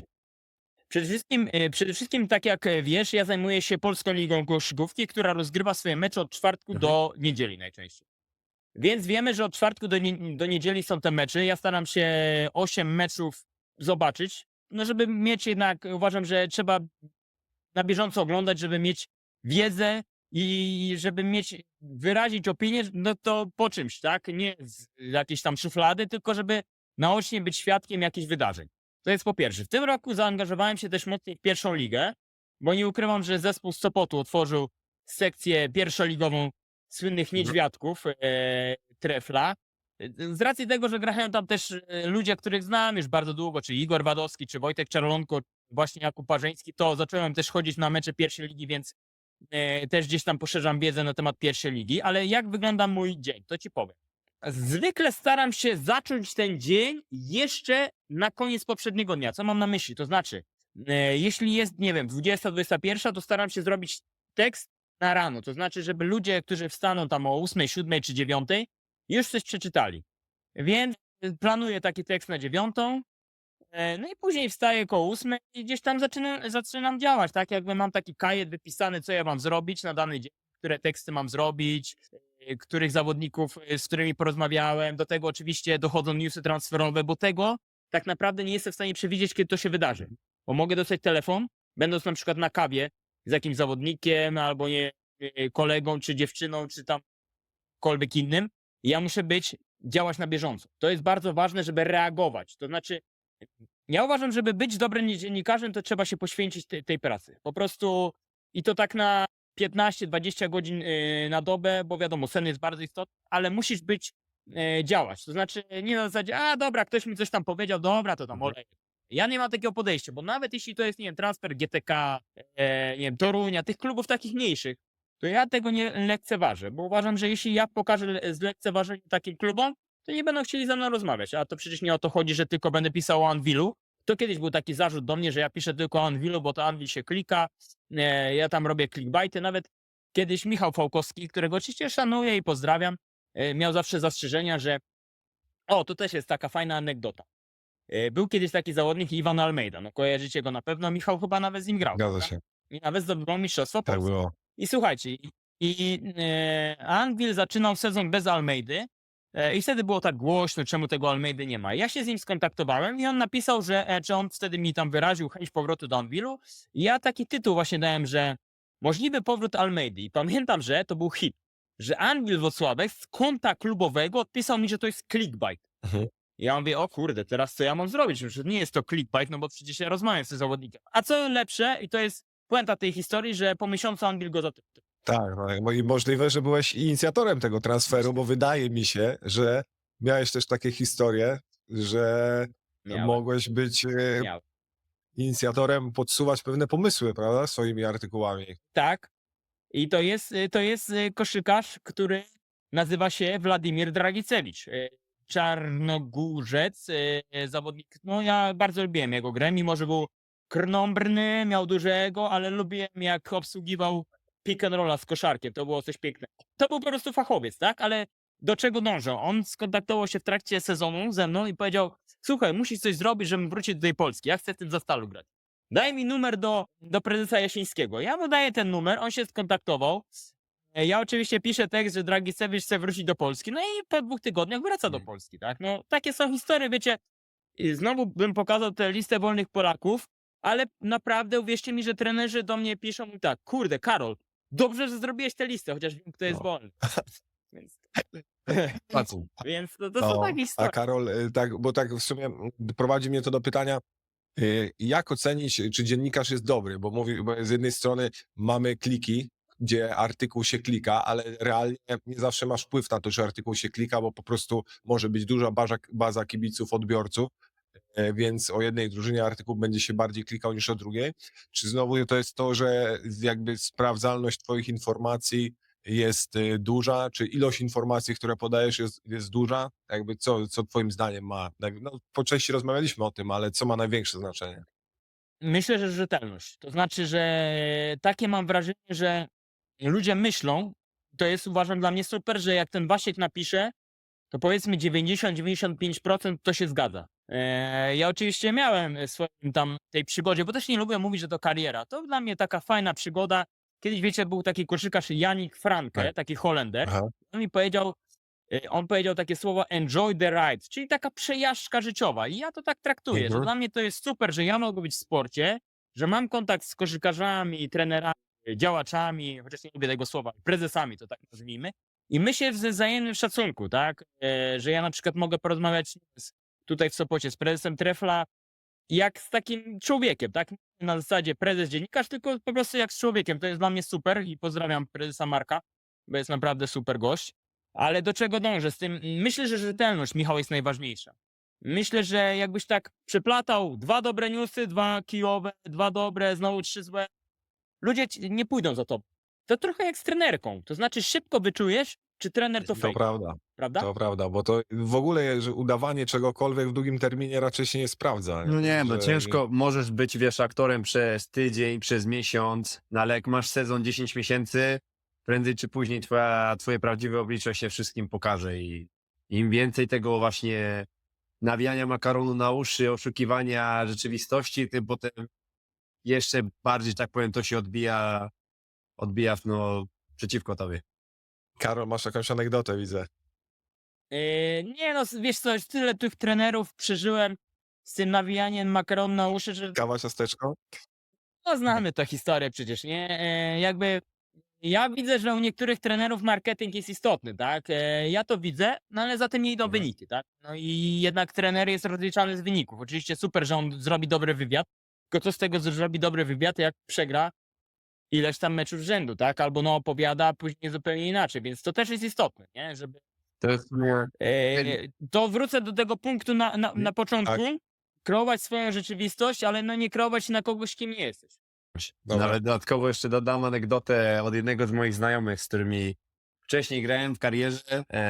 On potem teraz został zawodnikiem euroligowym, no i gdzieś tam właśnie w którymś z sezonów rozmawialiśmy, opowiadałem o sytuacji w mojej drużynie i opowiadam, no, że tam sytuacja jest w miarę okej, że trener jest bardzo w porządku, że to bardzo w porządku człowiek, że wszystko, że tak właśnie jest super ekstra, no tylko mecze przegrywamy. No ale że tak, no, że trener mega w porządku, przyjacielski, można z nim pogadać, i się interesuje tobą i tak dalej. No i to właśnie mój znajomy, zawodnik Euroligowy mówi, no wszystko super Tomek, ale on nie jest tam od tego, żeby być twoim przyjacielem. Ty nie przyjechałeś do tego miasta, bo spodobało ci się na mapie i chciałeś tam zamieszkać, tylko no jesteście tam, żeby wygrywać mecze, no to z tego jesteś rozliczany, a nie z jakichś tam dodatkowych detali. No i to się zgadza. A taką anegdotę w kontekście wywiadu, Tomek, to będzie odnośnie ciebie, bo pamiętam, że w off-season rozmawiałem z swoim kolegą, Chad Brown. I on takiego udzielił wywiadu. Bardzo to była pozytywna Mega postać, bo on tam pozytywny człowiek. opowiadał, że Pełen energii, naprawdę z uśmiechem na twarzy przychodzi codziennie na salę. Zawsze się go pytasz, co słychać, to wiesz, wszystkie zęby ci pokaże, jak się uśmiecha i I'm blessed, wszystko super.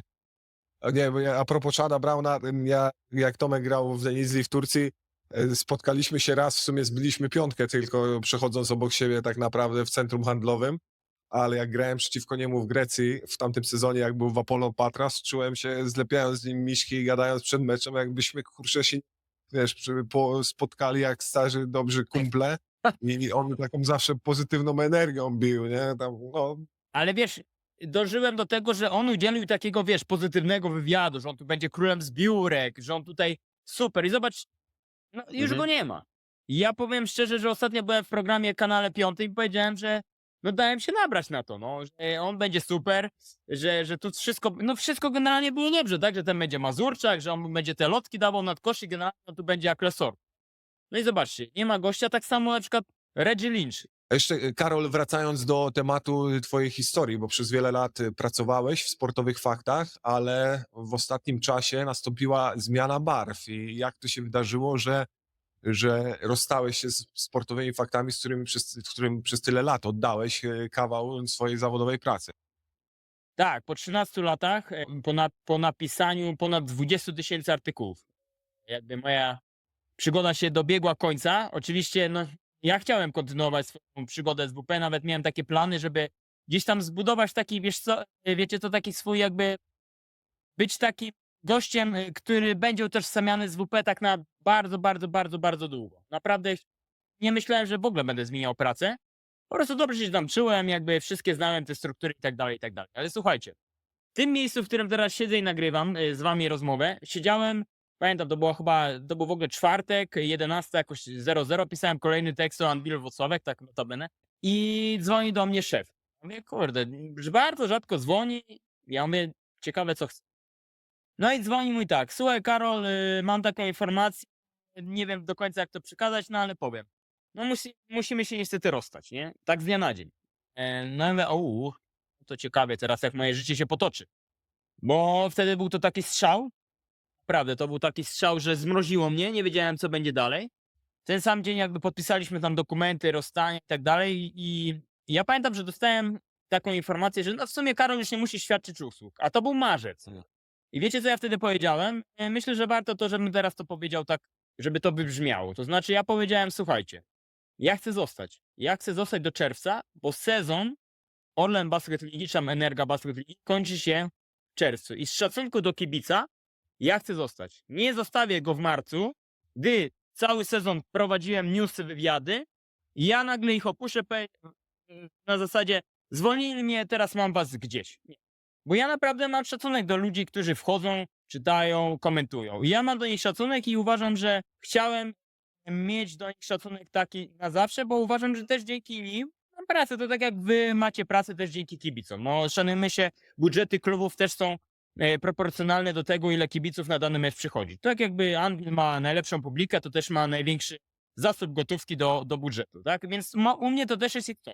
I wiecie co, i to też jest bardzo istotne, bo ja wtedy zacząłem się zastanawiać, czy to może jakby koniec mojej przygody z dziennikarstwem, no bo wiemy, że z tą pracą w koszykówce i w kontekście mediów jest ciężko, no ale wtedy pomocną dłoń podaje mi jakby Polski Związek i jakby Polska Liga Koszykówki. Wtedy wiemy, że stał jeszcze prezes Piesiewicz, który jakby doszedł do takiego, miał taką myśl, żeby wywiady, czyli poszerzyć stronę PLK.pl o wywiady. Ja uważam, że to była bardzo dobra ciągnięcie, jakby dobry ruch, bo wiemy, że też na przykład na zagranicznych portalach w kontekście tych federacyjnych, tam nie wiem, hiszpańska federacja, włoska czy inne, tam są takie rzeczy.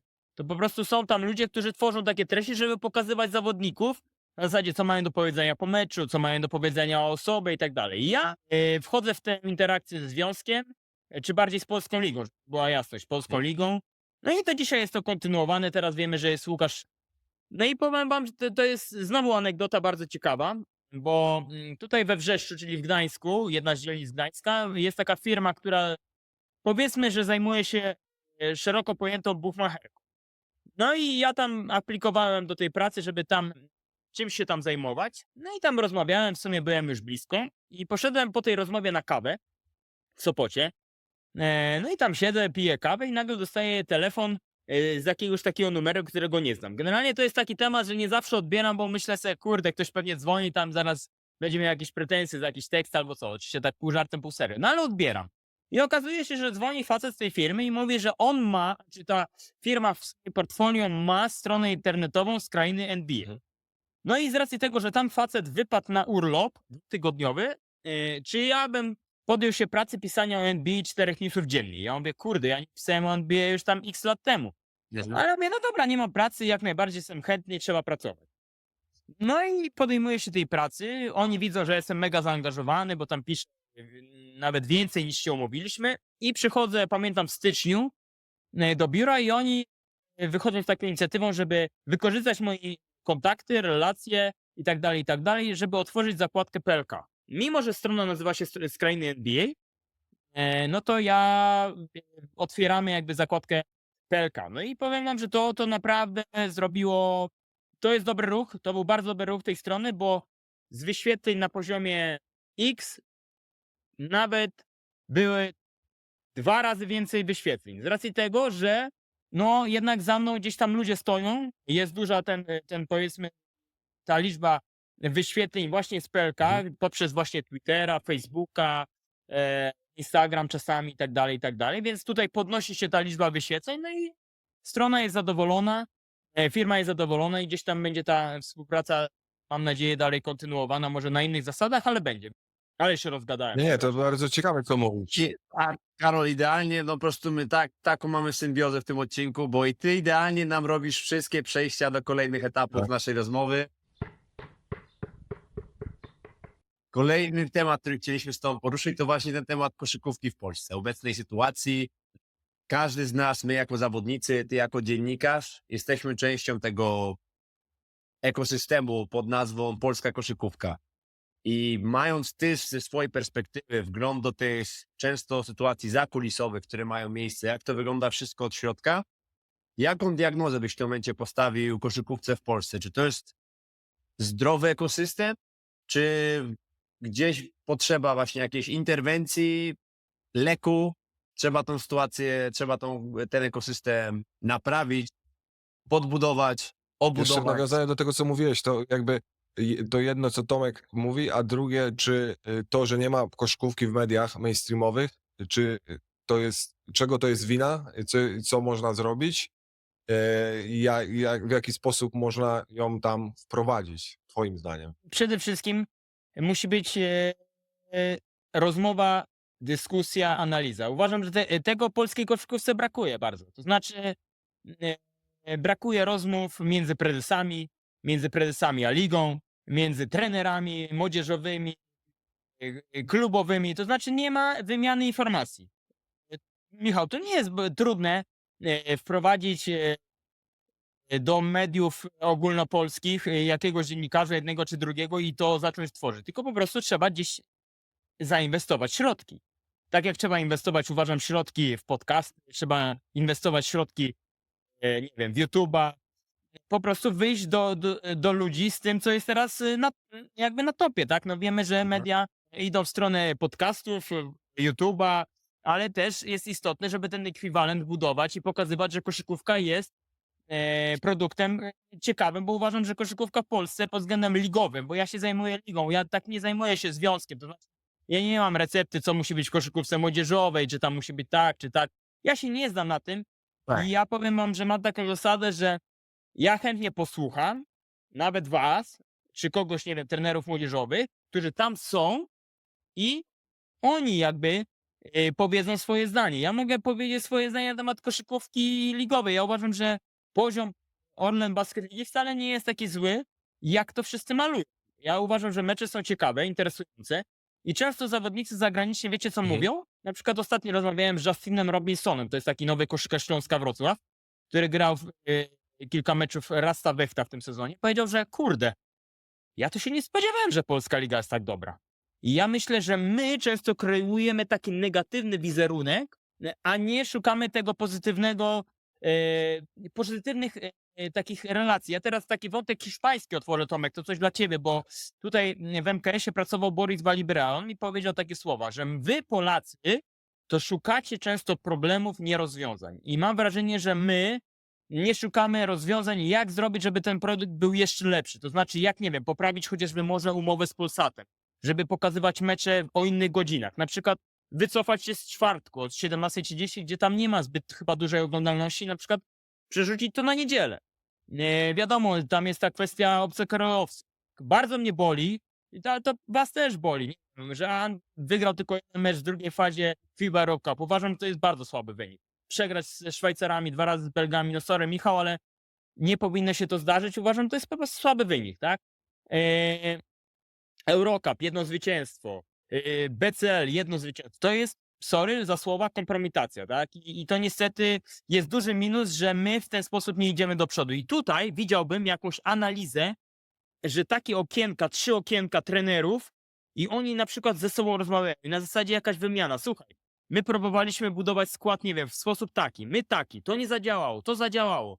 Wymienia się informacjami, a nie na zasadzie wszystko do szuflady. Czekajcie, schowam tu, otworzę szufladę i teraz tam to są moje pomysły, żeby nikt się tego nie dowiedział. To w ten sposób się nigdy nie dowiemy. Właśnie fajnie, że Rafał Juć jest w naszej koszykówce i na przykład jest ten panel teraz europejskich tych standardów, gdzie przyjadą jeden dyrektor, drugi trener i będą rozmawiali. Rozmowa, analiza. Tego mi bardzo w koszykówce niestety brakuje. Na wielu szczeblach.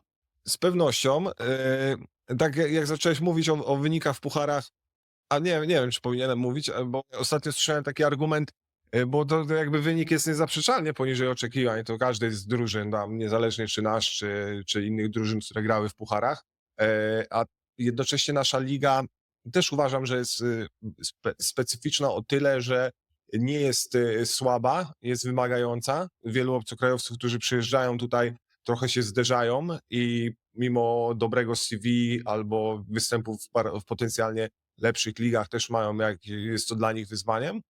Słyszałem taki argument ostatnio, jestem ciekawy, co sądzisz na ten temat, że problemem na przykład w polskiej lidze jest to, że przez to, że nie mamy jednej wyróżniającej się drużyny, która dominuje ligę, musisz bić się w każdym meczu ligowym, bo na przykład grając w pucharach, grasz 2 razy w tygodniu, przyjeżdżasz na mecz w weekend i drużyna, która przygotowuje się na ciebie przez cały tydzień, wiesz, chcecie ograć, bo jesteś, wiesz, liderem bądź lepszą drużyną, a ty i nie masz w swojej lidze oddechu, nazwijmy to jak niektóre drużyny, typu dajmy na to te podawane Nymburk, Falco, które w swojej lidze dominują i jednocześnie osiągały sukces w ostatnich latach w pucharach, a ty wiesz, walczysz na dwóch frontach, jednocześnie te składy są takie, że no, że eksploatujesz się na tyle mocno, że nie jesteś w stanie osiągnąć w tych pucharach takiego zadowalającego wyniku. A powiem wam więcej, i to przez lata doświadczyłem, że na przykład kibic, chociażby w którym mieście, jest przyzwyczajony do meczów w polskiej lidze i ja pamiętam jak Tref kiedyś grał w Eurocupie i był taki mecz z Lokomotiv Kubań Krasnodar. Mówię, kurde, potężna ekipa, tam grał Nick Kalates, wielkie gwiazdy i na ten mecz przyszło 1200 Grałem. osób. Grałeś właśnie. I słuchaj, a na kolejny mecz z Hydrotrakiem Radom przychodzi 4000. I to jest też problem, jakby świadomość kibica, że on woli jednak mecz z Hydrotrakiem Radom, bo tam zna, nie wiem, trenera Witkę, tam jakiegoś... W ogóle wie, co to Radom, tak? A nie wie, gdzie tam nawet... Każdy zna Hecą Babę, tak, z Radomia. No dokładnie, tak, dokładnie. To jest złożony problem moim zdaniem a wracając jeszcze, zacznę od końca, czyli tego, co ty powiedziałeś teraz, Karol. Wydaje mi się, że też polskiemu kibicowi jest troszeczkę ciężej zrozumieć wagę czy rangę spotkania europejskiego, bo tak naprawdę nie mamy aż tylu informacji z tego, co się dzieje poza PLK. No, powiedzmy sobie szczerze, koszykówka nie jest wiodącą dyscypliną sportową w Polsce, więc już jest jakiś tam mały filtr, który musisz nakładać, że tych informacji nie jest dużo. Są ludzie, są pasjonaci, są osoby takie jak ty, które robią tytaniczną pracę, żeby promować tą polską koszykówkę, ale gdzieś na przykład, nie wiem, no ja jako zawodnik, który prawie całą moją karierę spędziłem poza Polską, ja autentycznie uważam, że ja przez 3 miesiące grając w Polsce miałem zupełnie inne podejście, czy tam jakieś, nie wiem, interakcje z kibicami niż przez całą pracę karierę grając za granicą. Gdzie teoretycznie jakby twoim celem, jeżeli jesteś polskim zawodnikiem, powinno być to, żeby wybić się z polskiej ligi i grać za granicą, nie wiem, rozwijać się i tak dalej. Oczywiście docelowo chcielibyśmy, żeby polskie drużyny biły się w europejskich pucharach, walczyły o coś, tylko najpierw musimy podnieść, że tak powiem, wydaje mi się, poziom samej dyscypliny w kraju, a musimy to zrobić krok po kroku, więc najpierw musimy wyszkolić talenty, te talenty muszą gdzieś walczyć w Europie, potem mamy nadzieję, że na tyle wzrośnie ranga ligi, że będzie coraz więcej pieniędzy przychodziło do tej ligi i gdzieś w ten sposób też te kluby będą potem się biły w europejskich pucharach. Akurat tutaj do ciebie, Michał, muszę troszeczkę odbić piłeczkę, że ta twoja teoria brzmi super. Znaczy, to nie jest moja teoria, chciałbym zaznaczyć. Nie, tylko teoria, którą ty opowiedziałeś, przepraszam, bo to nie są... Ja wiem, kto to powiedział.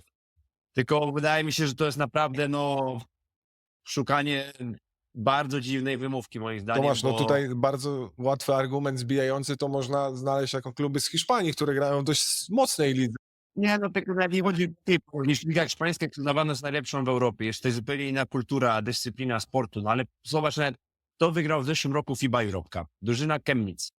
Ani nie ma nie wiadomo jakiego budżetu, ani nikt na nich nie stawiał, po prostu zagrali super sezon zarówno w lidze, jak i w Europie. To nie jest niemożliwe, to nie jest, nie wiem, przypadek, że akurat trafiło im się, nie wiem, super 3 podpisy i zawodnicy zarąbiści do nich przyszli za małe pieniądze. Jakoś obrali sobie drogę, mieli projekt, ja też wiem jakie tam są realia, bo znam trenera, który na przykład co wakacje tam przyjeżdża szkolić młodzież, hiszpański trener, który ma nawiązaną współpracę z tym klubem, co wakacje się tam pojawia, jest tam przez 2-3 tygodnie, szkoli zawodników, robi kliniki, dzieli się swoją wiedzą, na przykład, którą on ma z Ligi ACB, z trenerami zarówno z pierwszej drużyny, z rezerw, z klubów młodzieżowych i gdzieś tam potem przychodzą efekty tej pracy, tylko problem jest to, że to są inwestycje, które z punktu ekonomicznego nigdy ci się nie zwrócą. Bo to nie jest tak, że jeżeli ty powiesz, ok, zainwestujmy, zamiast wpłacać ileś tam set tysięcy za kolejnego obcokrajowca, którego i tak nie będziemy korzystać w Europie, ale jak skończymy grać w europejskich pucharach, to wtedy go zakontraktujemy, to te pieniądze równie dobrze można przeznaczyć właśnie na obudowanie tego szkolenia, tego organizacji klubu. Tylko ta inwestycja ci się nie zwróci tak, jak ci się zwróci to, że podpiszesz zawodnika i zobaczysz jego linijkę statystyczną, rzucał ci 13 czy 15 punktów na mecz, inwestycja się w jakiś sposób zwróciła. Zdobyliśmy w tym roku medal, inwestycja się zwróciła. To jest tego typu inwestycja, gdzie wrzucasz te pieniądze i tak naprawdę efekt zobaczysz po 5 latach, po 3 latach, 5 latach. No tylko to są pieniądze, które musisz inwestować, tak jak, nie wiem, rozwijające się firmy muszą cały czas inwestować w dział R&D, czyli Research i Development, bo cały czas ta firma się musi rozwijać, cały czas muszą szukać nowych pomysłów. Żeby walczyć o swojego użytkownika, czy o swojego klienta, gdzieś tam no, szukać w jaki sposób mogą konkurować razem z resztą biznesów, a wydaje mi się, że gdzieś tutaj troszeczkę popadamy i też ja, mając można powiedzieć, krótką przygodę z PLK, bo w zeszłym roku grałem w lidze 3 miesiące, też jestem ci w stanie powiedzieć, że to jest lepsza liga niż na pewno wielu osobom się wydaje i jest też bardzo specyficzna i dlatego wydaje mi się, że wielu zawodników grając na bardzo dobrym poziomie nie jest się potem w stanie odnaleźć w tej lidze PLK, no bo ona ma swoje specyficzne warunki. Jest fizyczną ligą, uważam. Nie jest ligą atletyczną, ale jest ligą fizyczną i gdzieś tutaj no, część zawodników nie jest sobie w stanie z tym poradzić. No, skupienie się na wartościach i długoterminowej wizji jest ważne. O, My właśnie. zawsze o tym pamiętamy i to też wymaga wyobraźni. My jako zawodnicy strategicznie musimy planować nasz rozwój krótkoterminowo, długoterminowo, w jakim kierunku chcemy się rozwijać jako zawodnicy. Tak samo, Karol, ty świetnie opowiedziałeś, że ty też musisz jakieś podejmować strategiczne decyzje. To jest ważniejsze dla mnie. Wieloletnia znajomość, czy dobra relacja z tą osobą, czy sensacja i wrzucenie jakiegoś wątku, który da mi 5 minut sławy, ale może się to odbić dla mnie czkawką i gdzieś tam potem no gryzie cię to w tyłek. Więc tutaj wydaje mi się, że pokazujemy, że w każdej dziedzinie życia tak naprawdę no to strategiczne myślenie i planowanie jest bardzo ważne. Ja myślę, wiecie, co też w kontekście polskich klubów ważny jest taki wątek, kwestia organizacji tych klubów. Ja myślę, że tutaj wrzucam taki kamyczek do ogródka tych klubów, że wiele tych klubów niestety nie działa na takim poziomie, jak wygląda to w innych strukturach europejskich. To jest duży problem, bo dobrze wiecie, że poczta pantoflowa działa i jeden zawodnik później drugiemu mówi: słuchaj, nie bierz tego klubu, bo tam jest tak i tak. Teraz nie używając tam nazw klubów, ale teraz słyszysz jakieś historie, że tutaj klub nie chce zrobić tego. Leczenie robi w ten sposób, tego nie zapłaci. To są problemy naprawdę dużej wagi i jeśli tego też nie poprawimy, to też nie pójdziemy do przodu, bo te małe rzeczy, tak jak kiedyś Saszo Filipowski ładnie mówił, składają się na całość. I krok po kroku uważam, że trzeba też budować same struktury klubów. Nie chodzi mi o, wiadomo, marketing, to wszystko jest istotne, ale przede wszystkim kwestia organizacji tych klubów i na przykład szanowania zawodników, kontraktów i tak dalej. Myślę, że po spotkaniu w wakacje z trenerem Frasunkiewiczem będziesz mógł usłyszeć dużo, jak to wygląda w Niemczech i to zawsze porównujemy tą ligę do naszej. Myślę, że w takich kwestiach organizacyjnych Niemcy, mówię liga niemiecka, dużo wygrywa z PLK właśnie tą renomą, reputacją, bo wydaje mi się, że wbrew pozorom w wielu miejscach nie wygrywa budżetem bądź nawet poziomem drużyn, ale te takie rzeczy, kwestie organizacyjne, które dają poczucie spokoju, bezpieczeństwa pod względem reputacji ligi, klubów, powodują, że niektórzy zawodnicy, agenci wolą iść tam Za mniejsze niż do pieniądze. nas. No. Tak, jest to też fajnie obudowane pod względem medialnym. Uważam, że mimo wszystko, no, jeżeli chcemy się porównywać do naszego sąsiada, do Ligi Niemieckiej, no to naprawdę mamy dwa aspekty, czyli ten aspekt właśnie organizacyjny i aspekt medialny, które moim zdaniem są rzeczami, które najłatwiej skopiować i spróbować zaimplementować w polskiej lidze. Karol, Proszę. mam do ciebie jedną kwestię w związku z tym. Dostajesz magiczna różdżka PLK i możesz zmienić jedną dowolną rzecz w polskiej lidze, w PLK. Co robisz? I tutaj naprawdę może być wniesienie jakiegokolwiek przepisu, większa liczba polskich klubów w Europie, lepsza jakość transmisji w emocjach, żeby ludzie w końcu przestali narzekać na Twitterze pod tym hashtagiem PLK.pl, że się znowu tnie transmisja. Jaką Ale wiesz jedną co, rzecz? Z tymi emocjami nie jest aż tak źle. Ja myślę, że mi się tam nigdy nie zacinają. Ale to tak a propos. Teraz jak tak zawsze jest nawias, chwila zastanowienia. Mamy dużo czasu tutaj. Jedna rzecz. Ja bym spróbował jednak z transmisjami na YouTubie. Myślę, że to jest. Tutaj bym rozmawiał z Polsatem, żeby prowadzić jednak jedną, dwie transmisje fajnie opakowaną, w zasadzie z kilku kamer. Takie naprawdę szlagierowe mecze w danej kolejce. Mhm. Mecze z Włocławka, z Wrocławia, Trefla, gdzie spróbowałbym to opakować na zasadzie, podpiąłbym na przykład te mikroporty do sędziów, do trenerów. Brakuje mi takich rzeczy, które mogłyby zainteresować kibica, czyli jakieś takie pokazywanie tych słynnych kulisów, tak? Jakby jak to wygląda. Czyli pokazać rzeczy, których my tak naprawdę nie widzimy. Bo mnie to też ciekawi. Na przykład Tref Sopot ostatnio wpadł na super pomysł i pokazuje mecz okiem na przykład fotografa, drugiego trenera, kierownika, nawet trzy liderki. Ale to było fajne. Mówię, coś innego, coś wpadł, innowacyjny pomysł. Czyli szukać takich pomysłów, których jeszcze nie było, a być może zachęcą, bo do czego Tomek dążymy? Dążymy do tego, żeby była tak, frekwencja wyższa na meczach, większa oglądalność, większe zainteresowanie. Za tym idą większe środki, czyli od razu możemy mieć większe budżety i pozyskiwać lepszych zawodników. Wiesz, bo moglibyśmy tutaj jeszcze kolejne 3 godziny rozmawiać na temat, czy tam Polaka trzeba ściągnąć, czy może 3 Polaków na parkiecie, jak jeden były reprezentant mówi ostatnio, że trzeba 3 Polaków na parkiecie. No nie przesadzałbym się, nie rozpędzałbym się z tymi 3 Polakami. Ale no nie wiem, być może ja bym na przykład zdjął tak na szybko te kwoty licencyjne, czyli tą 100 000 i 200 000 i od razu wprowadziłbym 6 obcokrajowców, żeby być konkurencyjnym do drużyn z innych lig. Bo jednak jak spojrzycie w innych ligach, to jest najczęściej układ 6+6 i oni mają od razu 6 obcokrajowców, tak? A my możemy mieć, ale za słynną stówkę, tak? A stówkę wpłacić to już tak, wiecie, to nie jest takie proste, bo to jednak jest gdzieś $25,000, więc tutaj kluby kalkulują i myślę, że nie jest to fajne, że kluby na przykład przystępując do europejskich pucharów nie mają 6 obcokrajowców. Ja tego nie rozumiem. Nie rozumiem, bo oczywiście fajnie by było, gdyby byli jakościowi Polacy. Tego mi brakuje, że nie ma dopływu nowych Polaków. Tego mi bardzo brakuje w tej lidze, że chciałbym mieć jak Harry Potter różdżkę i teraz mówię dopływ nowych Polaków. O! I takich na przykład jak ten Kuba Piśla, którego Michał spotka na zgrupowaniu kadry.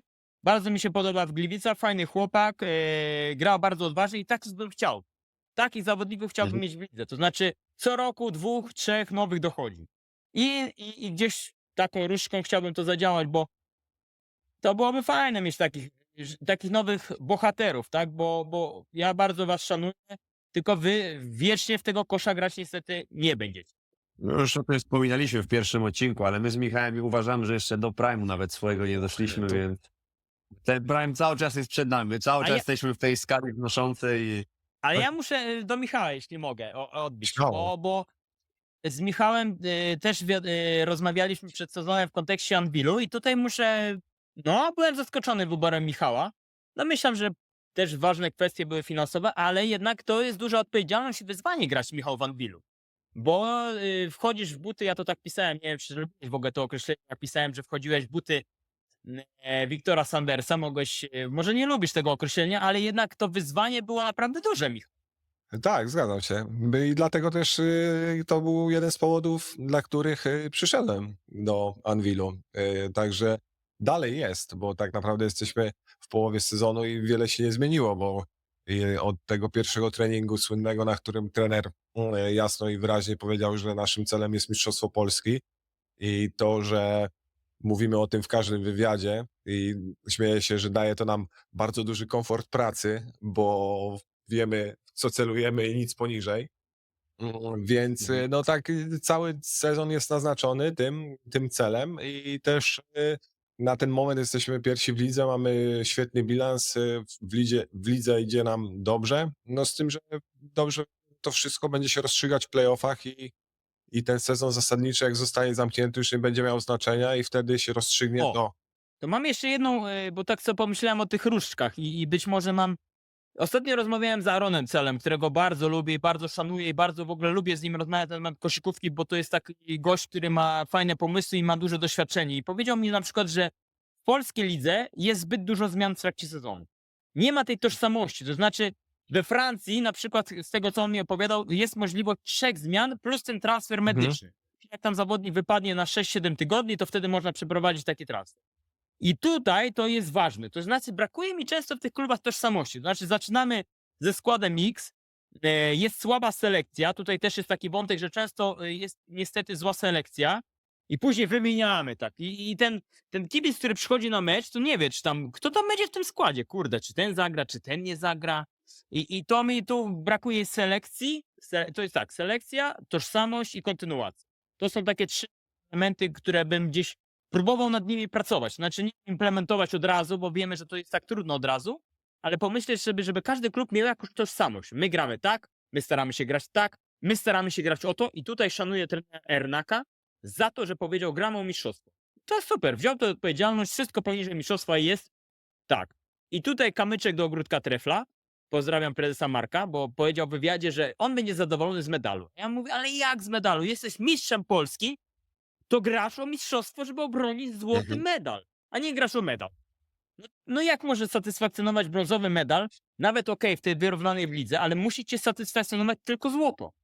Znaczy takie jest moje zdanie, jesteś mistrzem, grasz o mistrza, no. Zrzucamy, znaczy, ciężko powiedzieć, no, to zrzucamy z siebie trochę presję, tak, że co lepiej się pozytywnie Ale to taka zaskoczyć. mityczna presja, Michał. Tak, Jaka to jest ale- presja, powiedz? Nie, Jaka? no to on dobrze wiesz, we Włocławku ta presja to Znaczy, przywilej. to kwestia O. presji i w ogóle jakby to jest ten Jose Mourinho mówiący o tym, co to za presja, jaką presję mamy jako sportowcy, to zgadzam się po części z tym.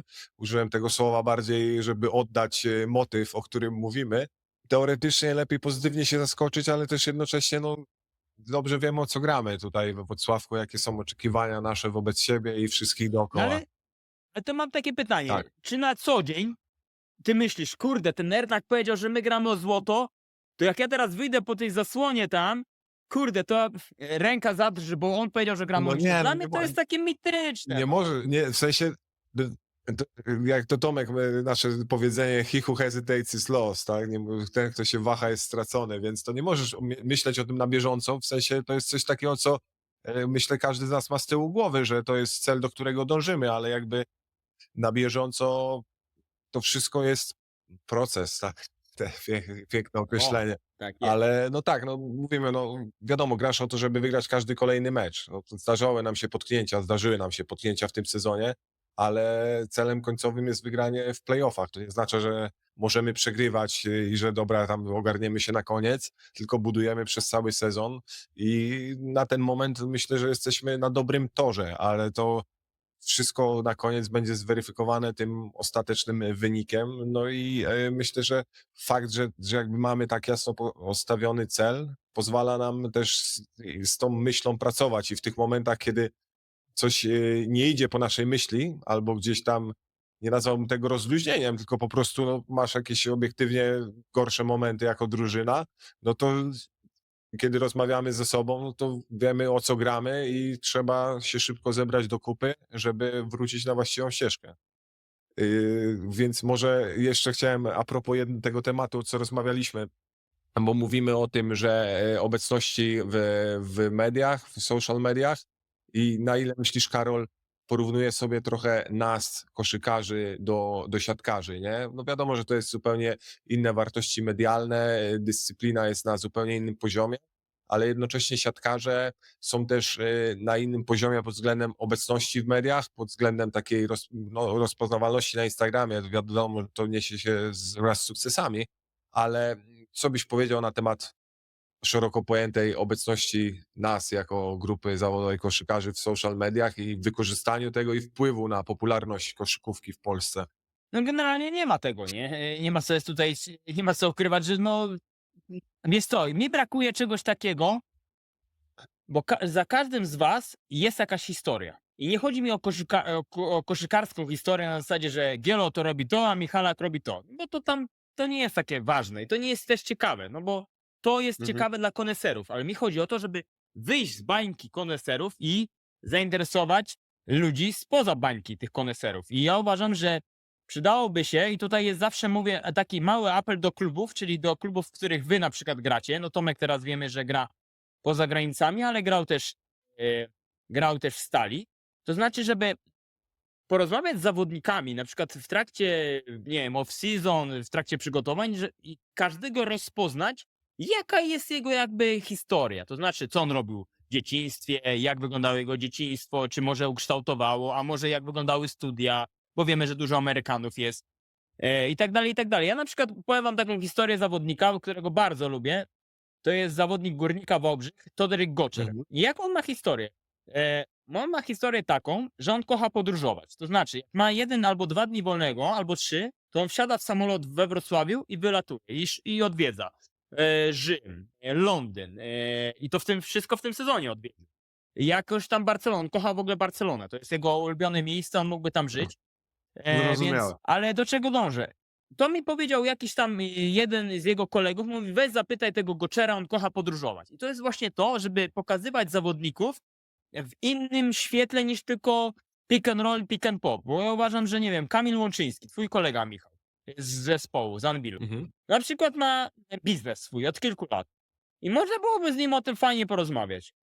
Bo cały czas ten biznes trwa, ja widzę, że zawodnicy noszą ten jego sprzęt, notabene ja też mam ten sprzęt, też noszę, więc można byłoby na przykład porozmawiać o tym życie po życiu. A na zasadzie dlaczego to zainwestowałeś, jak to się i tak dalej, i tak dalej. Poszukać wątków, które spowodowałyby, że mogliby się na przykład się pojawić w TVN-ie, w Polsacie, nie wiem, w TVP też jest jakiś chyba program ścianowy, żeby wyjść i pokazać, że ten Michalak to jednak ma coś ciekawego do powiedzenia, niekoniecznie o koszykówce, prawda? Więc ja uważam, że tutaj potrzebna byłaby jakaś osoba, która by to spajała. Nie wiem, w związku, w lidze, która dbałaby o to, żeby pokazywać tych koszykarzy. To nie jest trudne, żeby z każdym z nich rozmawiać na zasadzie ten lubi to, ten jest ciekawy, że na przykład, nie wiem, jest taki koszykarz w Zielonej Górze, teraz Ty Nichols, on też przyjechał z Ligi Niemieckiej. Jego historia dzieciństwa jest bardzo, bardzo trudna, traumatyczna, no ale jednak ciekawa, tak? Dla ludzi, że on miał taką traumę, a jest teraz koszykarzem i notabene jest bardzo dobrym koszykarzem. Miło się na niego patrzy, widzę, że ma takie, może być ważną postacią na przykład za Stalu i rozmawiałem z nim ostatnio i właśnie mówię, czemu ty taki pozytywny miałeś taką traumatyczną historię? I on mówi, że każdy kolejny dzień jest ważny, no tam opowiada, rozmawia z nimi, pokazywać ich. Brakuje mi tego właśnie, pokazania takiej ludzkiej twarzy zawodników.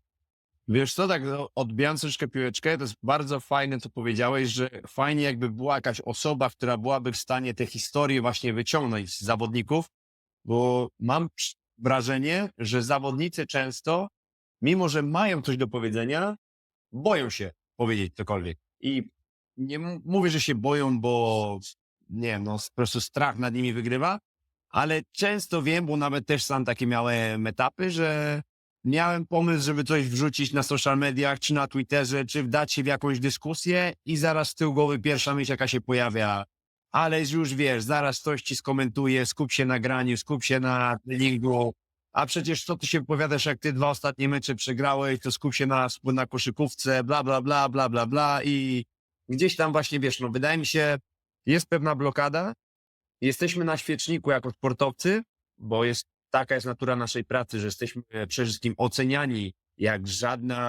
jak żaden inny zawód na podstawie naszych występów w weekend, czy tam w tygodnie, że gram w pucharach, a tak naprawdę większość osób nie widzi 90% naszej pracy na co dzień, czyli tych treningów, bycia profesjonalistą, przychodzenia przed treningiem, dostawaniu ponad naszej prawdziwej pracy, tak naprawdę też Tomek, nie widzi ocenia tylko i wyłącznie to.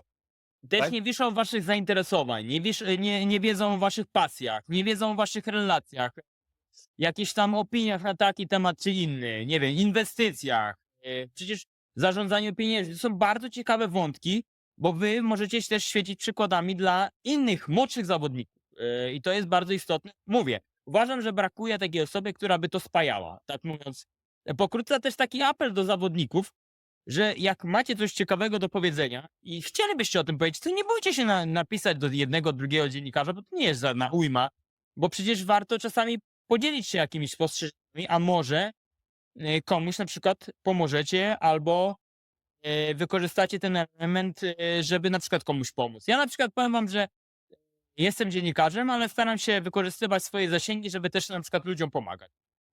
I teraz na przykład taką zapowiedź zrobię, że e, mam koszulkę Trefla, którą kupiłem i postanowiłem, że jakiś czas temu, że zbiorę podpisy zawodników i na przykład wystawię ją na aukcję charytatywną, żeby komuś pomóc. Uważam, że mam na tyle dużo zasięgów, że warto to robić i też warto, Mhm. żeby być jakby, wiesz, wychodzić z tymi innymi pomysłami, a nie tylko napisanie artykułu, bo uważam, że jestem osobą gdzieś tam w przestrzeni tej medialnej, że warto to po prostu wykorzystywać. Tak samo na przykład w Treflu ostatnio, nie wiem czy widzieliście, taki był fajny motyw, że Jeffrey Grossell tutaj koszulka mu się tam oderwała w Mhm. trakcie meczu i na przykład Tref wystawia tę koszulkę na aukcję charytatywną. Więc uważam, że nie bać się rozmawiać, nie bać się nawet zadzwonić do dziennikarza, powiedzieć: słuchaj, chciałbym powiedzieć o tym i o tym.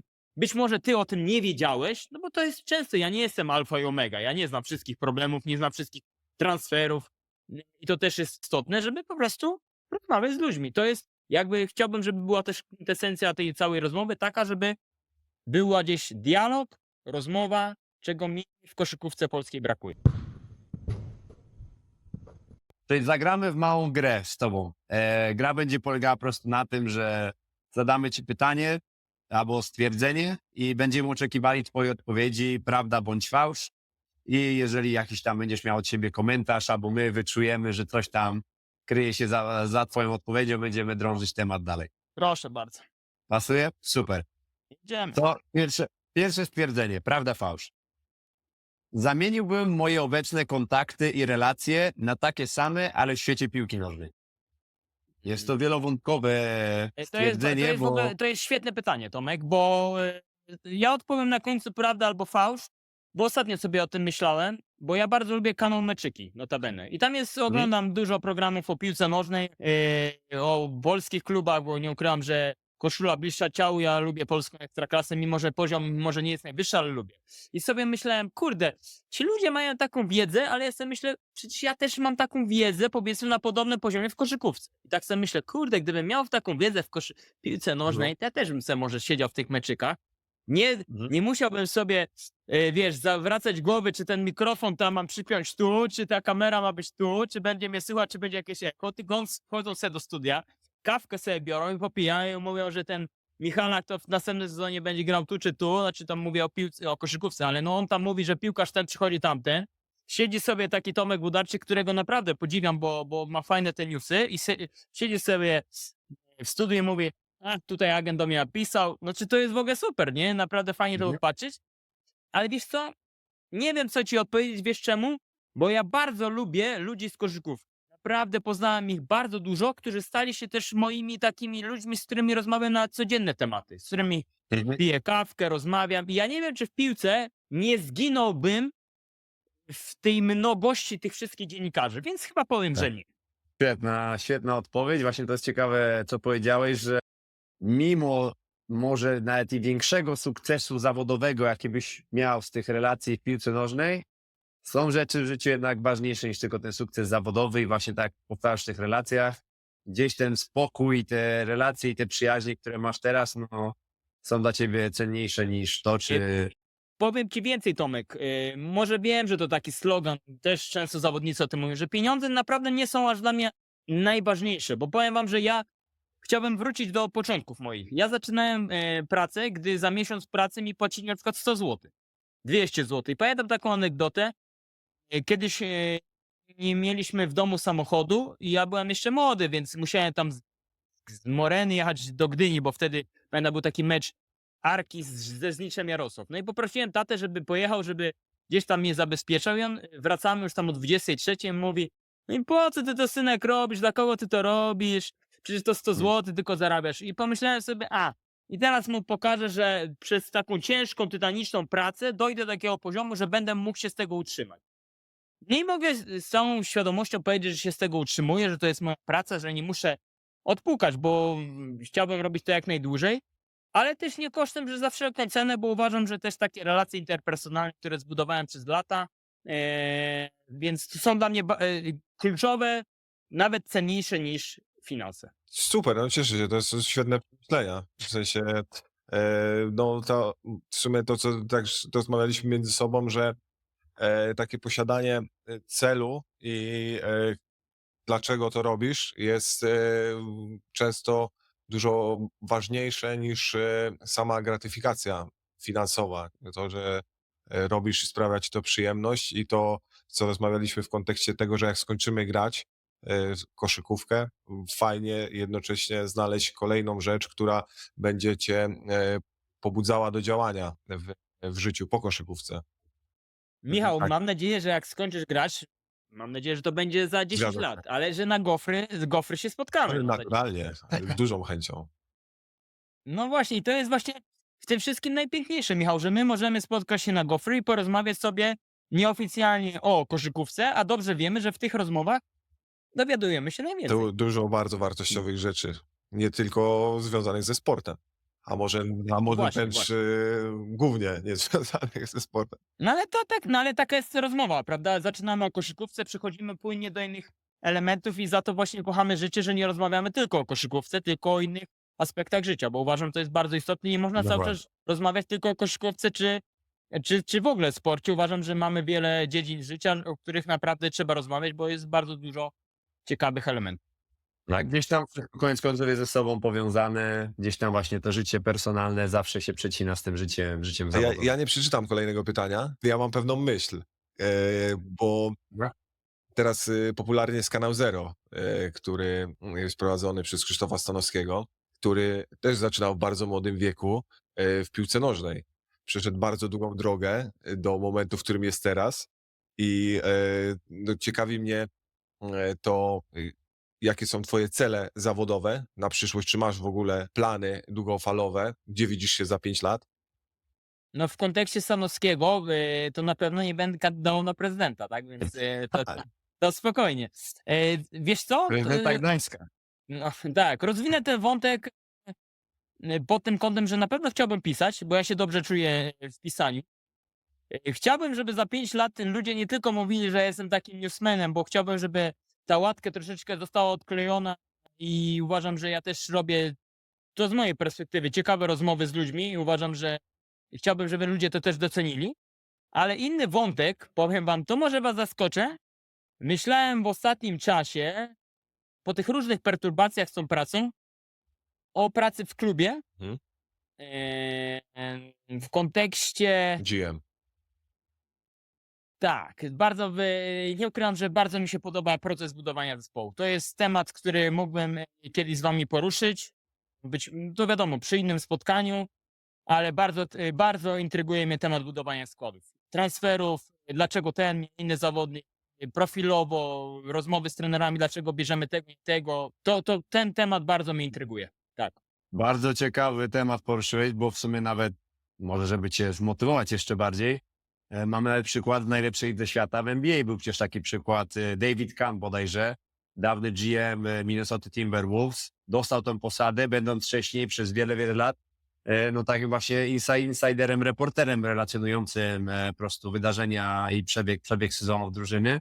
I gdzieś właśnie awansował do tego poziomu GM-a drużyny NBA, a obecnie jest jednym z właścicieli drużyny Paris Basketball, więc obecnie no, robi furorę. Jest jeszcze taki dziennikarz, David Pick. On był kiedyś dziennikarzem europejskim. Tak? I on Obecnie jest stał się agentem. agentem. Mhm. On stał się agentem, prawda? Nawet powiem ci, że jego zawodnicy w Polsce grali. Już nie pamiętam nazwiska, ale byli. Więc ten wątek jest dla mnie bardzo intrygujący. Nie wiem, czy ktoś w ogóle Nawet dałby mi szansę. przepraszam, tylko ci wejdę w słowo. Zapomniałem też, jak się nazywa zawodnik ze Spójni Stargard izraelski. Jonathan Yam. Nawet nie wiem, czy on nie jest w tym momencie chyba reprezentowany przez niego. No, to zawodnik, wokół którego było gorąco przed sezonem, bo były te głosy, po co taki zawodnik w Polsce, a powiem szczerze, że jak na to, bo widzisz, w Polsce też jest jeden problem, to jest ważne. Kibice czy eksperci często nie wiedzą, ile dany zawodnik zarabia, a jakby mieli mniej więcej jakąś wiedzę, łatwiej byłoby oceniać, Mhm. bo jakby wiesz, jak masz zawodnika za dychę euro, to masz inne oczekiwania względem gościa, który ma 2000 euro. A Jonathan Yam Zgadzam się. przyjechał za przeproszeniem za frytki, więc jakie możesz mieć oczekiwania względem takiego zawodnika? No trzeba mieć względem finansów moim zdaniem, tak? Więc tutaj No. też jest istotny element. Są sytuacje takie, gdzie wbrew pozorom to nie klub podejmuje ryzyko, tylko zawodnik wręcz czasami podejmuje ryzyko, bo akceptuje ofertę no, z angielskiego low ball, czyli naprawdę taką poniżej wartości rynkowej, bo po prostu wraca po kontuzji, ma jakąś tam, nie wiem, no w przypadku na przykład ma polski paszport, więc widzi, że jest jakiś tam potencjał, że jeżeli by się pokazał w polskiej lidze, może w kolejnych latach gdzieś tam będzie w stanie sobie odkuć sobie kolejnymi kontraktami to, co zaakceptował w tym roku. Więc gdzieś tak, no to są już te takie smaczki biznesowe tego zawodowego Tak, sportu. A to jest właśnie ciekawe, co powiedziałeś, że często patrzymy na drużynę i oceniamy wszystkich zawodników tak jakby jedną miarą. A gdzieś tam wewnątrz, jak w każdym miejscu pracy, każdy ma swoją umowę, każdy ma swoje zarobki. Jeden w kontrakcie ma i mieszkanie, i samochód, i wszystko, i drugi nie ma nic. Jeden jest na stypendium, młody zawodnik przyszedł, żeby się pokazać, inny jest z 2 czy tam 3 dzieci, więc trzeba mu zorganizować całe życie. Gdzieś tam, no właśnie te wszystkie detale mają potem wpływ na Tak te, jak na te wiecie, w końcowe życiu rezultaty. hierarchia jest, prawda? Jeden zarabia więcej, oczekiwania względem są większe. No tak jak wiesz, w Anwilu, ja lubię Anwil, więc tutaj, no tak jak inne oczekiwania są względem Michalaka, inne Łazarskiego na przykład, no to jest dla mnie oczywiste, to przecież nie można oczekiwać od Łazarskiego tego samego, co od Michalaka, prawda? I to jest dla mnie naturalne, a niestety często mamy z tym problem, że oczekujemy, tak jak powiedziałeś, od wszystkich to samo, no nie da rady w ten sposób. To jest Tak motyw, jest. z którym się też często spotykamy, wydaje mi się, w off-season, kiedy widzimy zawodników podpisujących kontrakty, a nie wiesz, kto, za ile kto podpisuje, w jakiej roli podpisuje. I ciężko jest porównywać sytuację 1-1, bo to ma duże znaczenie w kontekście właśnie oceny. I powiem wam, że ja często próbuję dowiedzieć się mniej więcej, ile dany zawodnik może zarabiać, żeby próbować w ten sposób uświadamiać kibiców. To znaczy nie piszę, że on tam zarabia 8,5 tysiąca euro tam na taką umowę z samochodem, bez samochodu. Nie o to chodzi. Chodzi o to, że przedział mniej więcej, że on ma 7-10 i nie oczekujemy, że to będzie gwiazda, czyli to będzie role player, czyli on ma robić zasłonę, zbiórkę, nie wiem, tam zebrać i tak dalej. Na przykład powiem wam, że z Parzeńskim, Kubą, już któryś raz tutaj jego nazwisko, ale na przykład gdy przychodził do Stali, to pamiętam, że były jasno określone cele i zadania, jakie on ma w tym zespole spełnić. On nie idzie tam po punkty, tylko on ma tam zasłona, zbiórka, jakieś tam dobitka. I on się z tych zadań świetnie wywiązywał i było zadowolenie, a nie było mówienie, że on tam idzie i ma zdobywać po 20 punktów. I to też fajnie było, że ktoś po podpisaniu kontraktu powiedział, jaka ma być jego rola. I to najczęściej też trener mówi, więc to też jest istotne. Tak. I to jest też ciekawe, że w sumie w tej sytuacji konkretnej Kuby przychodzącego do Ostrowa, gdzie też na pewno było to bardzo tak powiem, no, podpis pełen emocji ze względu na przeszłość jego taty, grającego w Ostrowie, legendy klubu, ale to była sytuacja, gdzie tak naprawdę obie strony wyciągnęły do siebie pomocną dłoń, bo i Stal potrzebowała Kuby i Kuba też wydaje mi się, że potrzebował bardzo tej możliwości pokazania się z powrotem na poziomie PLK i udowodnienia wszystkim, że okej, może nie było mnie słychać w ostatnim czasie, ale jestem dalej pełnoprawnym zawodnikiem PLK i pomimo nieszczęsnego urazu liczymy na to, że po raz kolejny się pokaże w tej lidze. Frustrował się w ogóle w pierwszej lidze, powiem wam, że ciężko się gra w pierwszej lidze, więc on bardzo chciał wrócić do PLK z racji tego, wiesz, to jest zawodnik tak jak wy, jesteście nauczeni zespołowej koszykówki, z zasadami, taktyką, systemem. W pierwszej lidze często jest jednak takie, no nie chcę być taki niemiły, ale często jest chaos, więc on był troszeczkę taki już zmęczony i ja uważam, że on w PLK grał naprawdę to, co miał robić, to wywiązało się bardzo dobrze, więc szkoda, że go nie ma.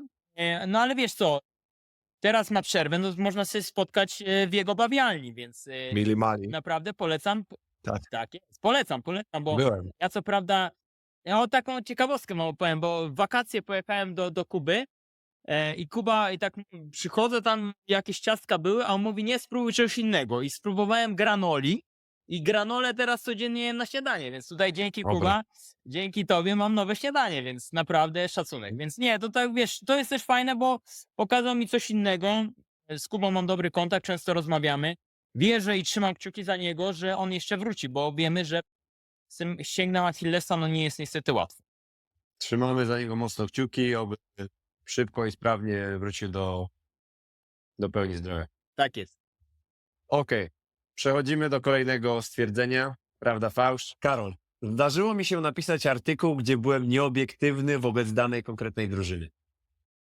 Nieobiektywny, bardziej mówimy oczywiście, no... Co to znaczy właśnie? albo w mocno krytycznym znaczeniu, że może troszeczkę gdzieś tam była personalna vendetta z twojej strony, albo w drugą stronę miałeś jakieś bardzo dobre relacje z danym klubem, więc gdzieś tam stwierdziłeś, że może gdzieś tam delikatnie na tym etapie twojej kariery podkoloryzujesz, może to jakoś poprawi relacje, które masz z danym klubem. Vendety nie, bo nie mam w ogóle, wiesz co, Tomek, takiej jakby osobowości, żeby gdzieś tam... Też mi się tak wydawało. Mhm. To nie. Ta druga wersja to szybciej. Myślę, że mogłem na przykład komuś tam szpileczkę mocniej włożyć, kamyczek do ogródka tam wrzucić, a nie chciałem, bo też wychodzi, wiesz co, często, może to jest mój błąd, często wychodzę z takiego założenia, że nie lubię tak wszystkich tak strasznie tam piłować, dołować, bo mam wrażenie, że te kluby wiedzą, że robią źle. Oczywiście w pewnych aspektach staram się im tam pisać, krytykować na zasadzie, że co można byłoby zrobić lepiej, tak jak chociażby z tym Treflem Sopot, który zwyciężył tylko w jednym spotkaniu w Eurocupie. Rozmawiamy, co można było, tak wspólnie nawet rozmawiamy, bo też mam tam jakieś swoje wnioski i gdzieś tam je przedstawiam. I powiem ci, że na przykład byłem niedawno w programie Jacka Białogowego, gdzie mocno skrytykowałem Trefla Sopot.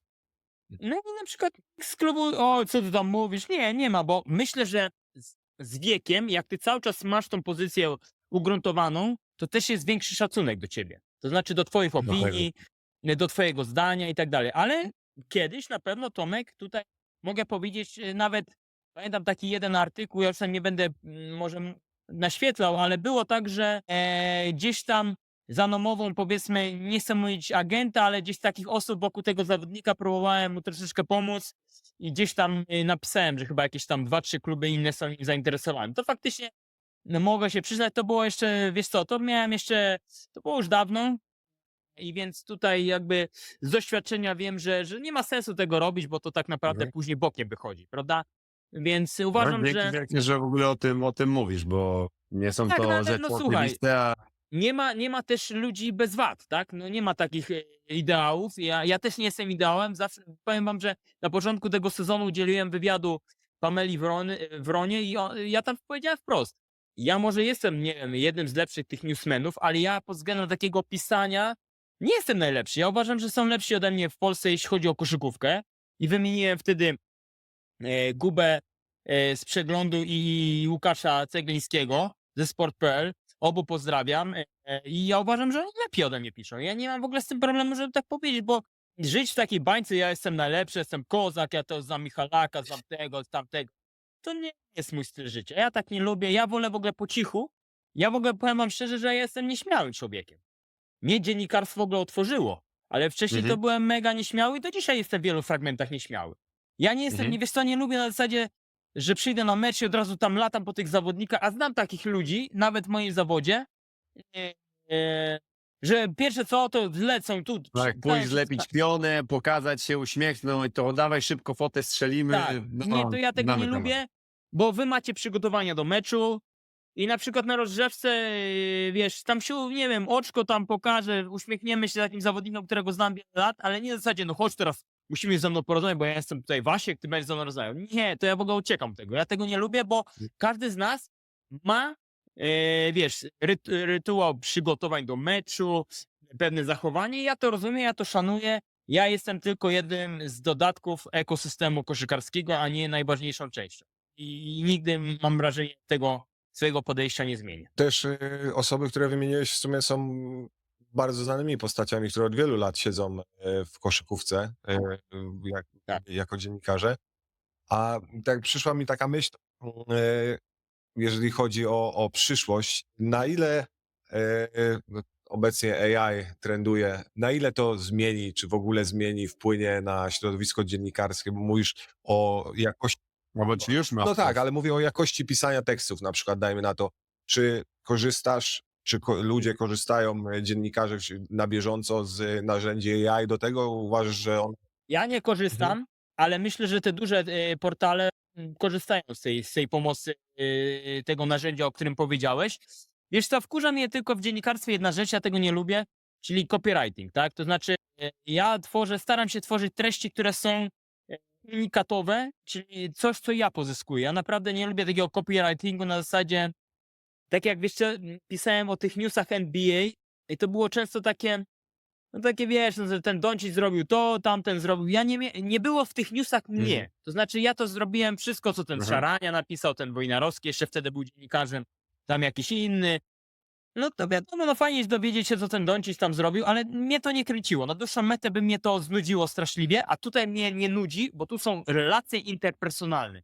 To znaczy my możemy się spotkać, rozmawiać na kawie, porozmawiać o czymś tam poza koszykówką i to generalnie wiadomo, zrobimy wywiad, ale też mamy interakcję. No i tu AI, no to nie zastąpi jednak ludzi, no bo jak on? Mhm. To nie będzie budował relacji, takie mam wrażenie.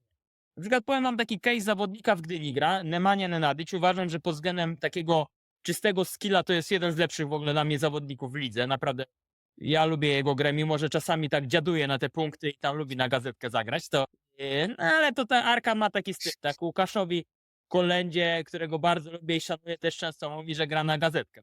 Szukujmy się, jak tam weźmie 22 rzuty, no to nie jest to gra zespołowa, ale do czego dążę? Jest ten Nenadić i mam wrażenie, że to jest taki facet, który ma świadomość, na przykład jaką ja mam pozycję w dziennikarstwie i w ogóle w tym ekosystemie, o którym mówiliśmy, i on na przykład lubi się ze mną pospotykać i na przykład zadaje mega dużo pytań. A weź mi powiedz coś o Treflu. A powiedz mi coś o Śląsku. A powiedz mi coś o Anwilu. Jak to jest organizacja? Jak oni tam działają? Powiedz, bo być może ja zostanę, ja chcę wiedzieć. Ja poszerzam swoje horyzonty. I powiem wam, że mieliśmy taką rozmowę przy kawce, 2,5 godziny i to ani nie był wywiad. On mi też opowiadał, jak życie w Serbii wygląda, o takim magiku, który tam leczy zawodników. Mega dużo wątków w ogóle poza polską koszykówką i to najbardziej doceniam. Te właśnie rozmowy i to jest super, nie? Że to, i to właśnie młodym dziennikarzom powiedział, słuchajcie, idźcie, rozmawiajcie po meczu, czy próbujcie się umawiać po meczach, w trakcie treningów, po treningach i tak dalej, żeby budować relacje, bo inaczej za daleko moim zdaniem nie zajedziecie. Dodaje to też taki dreszczyk emocji, wydaje mi się, kontakt z inną osobą, bo nie masz kontroli nad tym, jak ta osoba zareaguje, jak odpowie na Dokładnie. twoje pytanie. Jak będziesz próbował pociągnąć troszeczkę bardziej tam za sznurek, żeby dowiedzieć się więcej, osoba może zareagować negatywnie i gdzieś tam ta rozmowa ucieka ci, którą chciałeś poprowadzić. Tak jak mówisz, że relacjonując już zdarzenia, które się wydarzyły, nie, zabiera się ten element emocji. Dla czytelnika oczywiście, jeżeli on czyta relację z meczu, nie zna wyniku i po prostu czyta, co się wydarzyło, gdzieś tam te emocje może się pojawią, ale na Tomek, pewno dla ciebie szczerze? jako dziennikarza to Nie jest ma już- praca pozbawiona już emocji. Moim zdaniem nie ma już takich ludzi, którzy wchodzą na stronę i czytają w 22 minucie Tomasz Gielo z prawego narożnika pięknym hakiem tam za 2 punkty. Tomek, nie ma takich ludzi. Teraz wszyscy flash score i patrzą. O, Michalak tam 12, dobra. Gotcher 10, Gielo 10. I to nie interesuje ludzi, że w 32 minucie ktoś coś zrobił. Ja w ogóle powiem wam, nie buduję takich newsów nawet. Nie piszę tego. Ja piszę tylko coś, co ja się sam dowiem. To znaczy, że na przykład w jakimś klubie jest kontuzja, i próbują szukać na przykład transferu medycznego. Na zasadzie coś, co jest unikatowe, coś sam chciałbym przeczytać. Nie chciałbym czytać relacji na zasadzie, że tam Legia wygrała za Stalem 52-50. No wygrali, no to wygrali. No okej. Dlaczego wygrali? To można byłoby powiedzieć, ale to już musiałbyś mieć wypowiedź trenera albo zawodnika. To obecnie chyba te wypowiedzi, newsy muszą być zdecydowanie bardziej w punkt i niekoniecznie tak rozwlekłe, bo znaczy jedno mówiłeś o klikalności, ale też to zainteresowanie ludzi jest dużo krótsze, prawda? Musisz dostarczyć tą wartość, content od razu. To taki case, powiem ci, twojego trenera Ernaka, który jest gadułą. I na przykład on ostatnio udzielił wywiadu Kubie, tak? Z przeglądu Tak. sportowego. To powiem ci szczerze, ja się złapałem za głowę, jak długa była to rozmowa. Ona była mega ciekawa, naprawdę. Fajne tam rzeczy opowiadał, ale była mega długa. Ja myślę, że w dzisiejszych czasach była trochę za długa. A w ogóle ten Ernak to jest naprawdę duża gaduła. Pamiętam, że to super rzecz, bo umówiłem się z nim na rozmowę w jednym z gdańskich hoteli w ogóle przed meczem z Treflem. I on nie miał problemu, żeby przyjść, porozmawiać, wyciągnął taki notes z Spaldinga, tam zaczął opowiadać, rysować. W ogóle super postać i uważam, że takie postaci to naprawdę trzeba pokazać. Na przykład też ten Tabaka z Sopotu, mimo że jest bardzo trudną postacią, trudno się z nim współpracuje na co dzień, ale mimo wszystko ma dużo ciekawych rzeczy do przekazania. Tak, no z pewnością to są barwne, wyróżniające się postacie w naszej lidze. które nadają, znaczy kolorytu, generalnie no, mają do przekazania merytoryczne informacje. Tylko trzeba ich pociągnąć do odpowiedzi. To znaczy, to są ludzie, którzy właśnie oczekują pytań. Tabak często po konferencjach, w których nie ma pytań, a ja też pociągnę ten wątek, Mhm. jeśli mogę. Na przykład jest skurzony, mówi, kurde, co to za dziennikarstwo w Polsce, żadnych pytań nie. Naprawdę jest skurzony, a gdy jedzie na przykład do miasta, gdzie są pytania, to on wychodzi taki uradowany, są pytania. A ja wam powiem często, dlaczego ja nie zadaję pytań, bo wiem, że ludzie też często zadają takie pytania, czemu nie ma z mojej strony pytań. Bo powiem wam, że często później miałem takie case'y, że na przykład zadałem 2-3 pytania na konferencji w Gdyni, tam ktoś przyjechał i zadałem pytania, nie zdążyłem do domu dojechać, a inny portal już to wykorzystał i nawet nie napisał, że ja zadałem te pytania. I powiem wam, że nie żeby było to jakoś tam przykre czy co, tylko uważam, że to nie jest w porządku, to nie jest fair, więc ja często proszę trenera czy zawodnika, słuchaj, zostań i odpowiedz na moje pytania face to face. Na przykład ostatnio Mhm. tak było po meczu w Warszawie, trener Władimir Jowanowicz, trener Zastalu, który byłym trenerem Euroligi, nie miał problemu, żeby odpowiedzieć nam na 10 kolejnych pytań, na przykład o odejście Sindariusa Torduela do Chin. Bo uważam, że gdybym to pociągnął na konferencję, nie wróciłbym do domu, już byłoby to na innym portalu. Czyli de facto ja bym pracę wykonał za kogoś. No tak, strzelałbyś do swojej bramki. Tak jest. To byłby samobój. Staram się unikać. Okej. Ostatnia kwestia, prawda, fałsz? Jestem bardzo ciekaw, czy wyczujesz drugie dno tego stwierdzenia. Zaakceptowałbym ofertę pracy jako dyrektor do spraw mediów w PZ Koszyn. Nie, Czyli fałsz. czyli fałsz. A znam drugie dno, Mhm. tak. Kiedyś było nawet takie powiedzenie, że jak są przeciwni, to ich jakby zrekrutujmy do siebie, to stracimy jakiś tam, pozyskamy jakby wroga, tak, do naszej siedziby. Nie, wiesz Tak, co, tak. Tomek, nie. Myślę, że to nie byłaby funkcja, w której ja bym się odnalazł i pracodawca też miałby jakby pożytek w mojej pracy. Myślę, że nie. Ja jakby nie widzę siebie, Tomek, wiesz co, za biurkiem na zasadzie tak 12 godzin, czy tam 8, czy ile to tam trzeba siedzieć za biurkiem i tam pracować przed komputerem, na zasadzie coś tam wpisywać. Nie. Ja wolę działać. To znaczy, ja wolę sam sobie Praca w ustalać. terenie. Tak. Wiesz co, ja na przykład lubię inicjować same rozmowy, zrobię 2 artykuły, jakieś tam spiszę wywiady. Ja szukam rozmowy, wiesz, ja mam dobrze, bo w którym mieście są 2 kluby. Tref i Arka. Więc ludzi dużo do pogadania.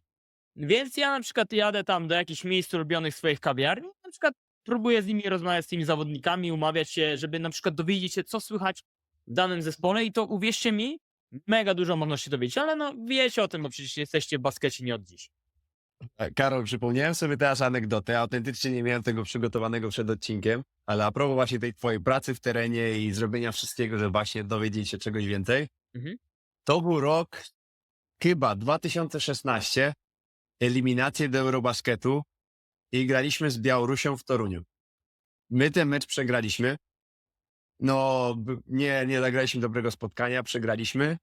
I ja pamiętam, że miałem bardzo wielu znajomych, którzy przyjechali na ten mecz ze Szczecina i z okolic. I gdzieś tam po meczu ja z nimi stałem, rozmawiałem, bo całą drogę przejechali, żeby się ze mną spotkać. No i nie zauważyłem, że mi wibrował telefon w tym samym czasie. No i potem nagle, jak już skończyłem z nimi rozmawiać, poszedłem w kierunku, gdzie był nasz autokar kadrowy. Na autokaru już nie ma.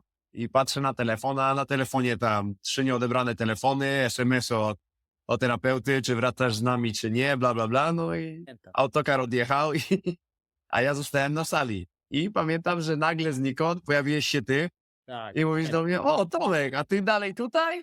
I słuchaj, coś tam właśnie, jakaś rozmowa się nam skleiła i ty nagle mówisz, a co, ty potrzebujesz podróżki do hotelu? To Tak. wsiadaj ze mną. I pamiętam, że wtedy wróciliśmy razem z hali w Toruniu do hotelu, Tak. mnie podwiozłeś. No i oczywiście w międzyczasie całą drogę przegadaliśmy. I no właśnie tak kompletnie zapomniałem o tej anegdocie, ale jak teraz powiedziałeś o tym właśnie Tak. dawaniu czegoś od siebie i nie tylko właśnie siedzeniu za biurkiem i odbębnieniu tej swojej pracy, gdzieś to idealnie się wpisuje, bo mówię, no, byłeś w idealnym miejscu, w idealnym czasie i mi pomogłeś, bo mnie zabrałeś do hotelu, nie musiałem płacić za taksówkę, a jednocześnie przegadaliśmy temat, coś mnie tam zapytałeś o mecz, o moje wrażenia i było. tak dalej, Tak. więc Powiem wam, potwierdzam, faktycznie tak było, że do jednego z tych toruńskich hoteli cię odwiozłem, ale powiem wam, po meczu ostatnio tam trefla z MKS-em Dąbrowa Górnicza, trener Bolibrea, czyli Hiszpan, tak łączymy te hiszpańskie wątki, został w Trójmieście, bo on na drugi dzień leciał do Barcelony. Ja chciałem bardzo z nim porozmawiać I on mnie mówi tak, no Karol, to na drugi dzień możesz przyjechać, porozmawiamy tam o 10 w jakiejś tam sopockiej kawiarni. Dobra, spoko. No i tam rozmawiamy, w ogóle przyszedł jeszcze Adam Łapeta i żeśmy we trzech rozmawiali, nawet Mikołaj Witliński się pojawił, więc dużo tych osób tam się pojawiło. No i tak już się skończył ten temat, bo trener musiał lecieć na lotnisko. Ja mówię, no trenerze, no to ja trenera odwiozę. Porozmawiamy sobie. Więc ja też wychodzę z takiego punktu i założenia w życiu, że jeśli mogę pomóc, no to staram się pomagać, Tomek. Dla mnie to powiem ci, że nawet z tym trenerem Balibraą sobie rozmawialiśmy przez 30 kolejnych minut i ja uważam, może to będzie takie za mocne sformułowanie, ale że na przykład dzięki takim małym rzeczom trener Balibrea, którego zwolniono, na przykład mi udziela od razu wywiadu po zwolnieniu. To znaczy, to jest taki dla mnie super rzecz, no bo ja jako dziennikarz mam fajny materiał ekskluzywny, gdzie trener mówi, co popełnił, jakie błędy, co powinien zrobić źle i tak dalej, czy co powinien zrobić lepiej. No i na przykład, wiesz, ja myślę, że on wie, że ja jestem w porządku, że on mógł na mnie liczyć w trakcie pracy w MKS-ie pod różnymi względami, więc ja na przykład mam materiał ekskluzywny, więc to też jest istotne, żeby w ten sposób myśleć. Ale to jest Tak. znowu, powiem wam, że maraton, nie sprint. I to są rzeczy, które nie robisz dla tych efektów, które ci z tego przychodzą. Te efekty są jakimś tam wynikiem pobocznym twojego nastawienia, twoich jakichś tam wartości życiowych. Zgadzam się z tobą, tym bardziej, że właśnie już wspominaliśmy o tym, no ciężko jest przechodzić przez życie manipulując innymi, nosząc cały czas wiele masek, zmieniając, musząc pamiętać, komu się opowiadało jaką bajkę, jaką historyjkę. Gdzieś jednak mając po prostu no, te może nawet i najprostsze wartości, jest człowiek czasami w stanie wiele zyskać, wcale tego nie oczekując z powrotem. I ja też na przykład to widzę po sobie. Nie mówię, że wszędzie ze wszystkimi świetne mam relacje, ale gdzieś po prostu będąc osobą, staram się być osobą uprzejmą, osobą, no, która stara się słuchać też drugiej strony, gdzie wydaje mi się, że znacznie więcej w tym środowisku koszykarskim zyskałem sobie przyjaźni, czy tam dobrych znajomości niż wrogów, bo no nie tędy wydaje mi się droga. Wolę na koniec tej mojej ścieżki, mojej kariery móc spojrzeć wstecz i zobaczyć, że zamiast widzieć szeregu spalonych mostów, widzę jakąś tam sieć i kontaktów, sieć znajomości, osób, na których mi przede wszystkim zależy, żeby im się wiodło dalej w życiu. Tak jak ty wspomniałeś o tych relacjach, które potem się ciągną już przez lata, tak samo w moim przypadku widzę, że na pewno tak jest. Jeśli mogę jeszcze taką anegdotę z Torunia, bo sobie teraz przypomniałem, że był kiedyś taki turniej towarzyski. To był chyba turniej Wojtka Michniewicza, czyli Memoriał. Ja zawsze jeździłem na ten Memoriał, bo tam była dla mnie możliwość porozmawiania z zawodnikami przed sezonem, bo tam zawsze 3, 4, 5 drużyn było w jednym miejscu. I pamiętam, że po jednym z meczów chciałem rozmawiać z Krzyśkiem Sulimą. No i rozmawiamy, tam zadaję mu pytania, on już tak, no już tam gdzieś się spieszył i pamiętam, że Paweł Łakomski akurat przychodził, mówi, zostaw tego Sulima, ile możesz z nim gadać, tam odpuść, on już się spieszy i tak dalej. I wiecie co?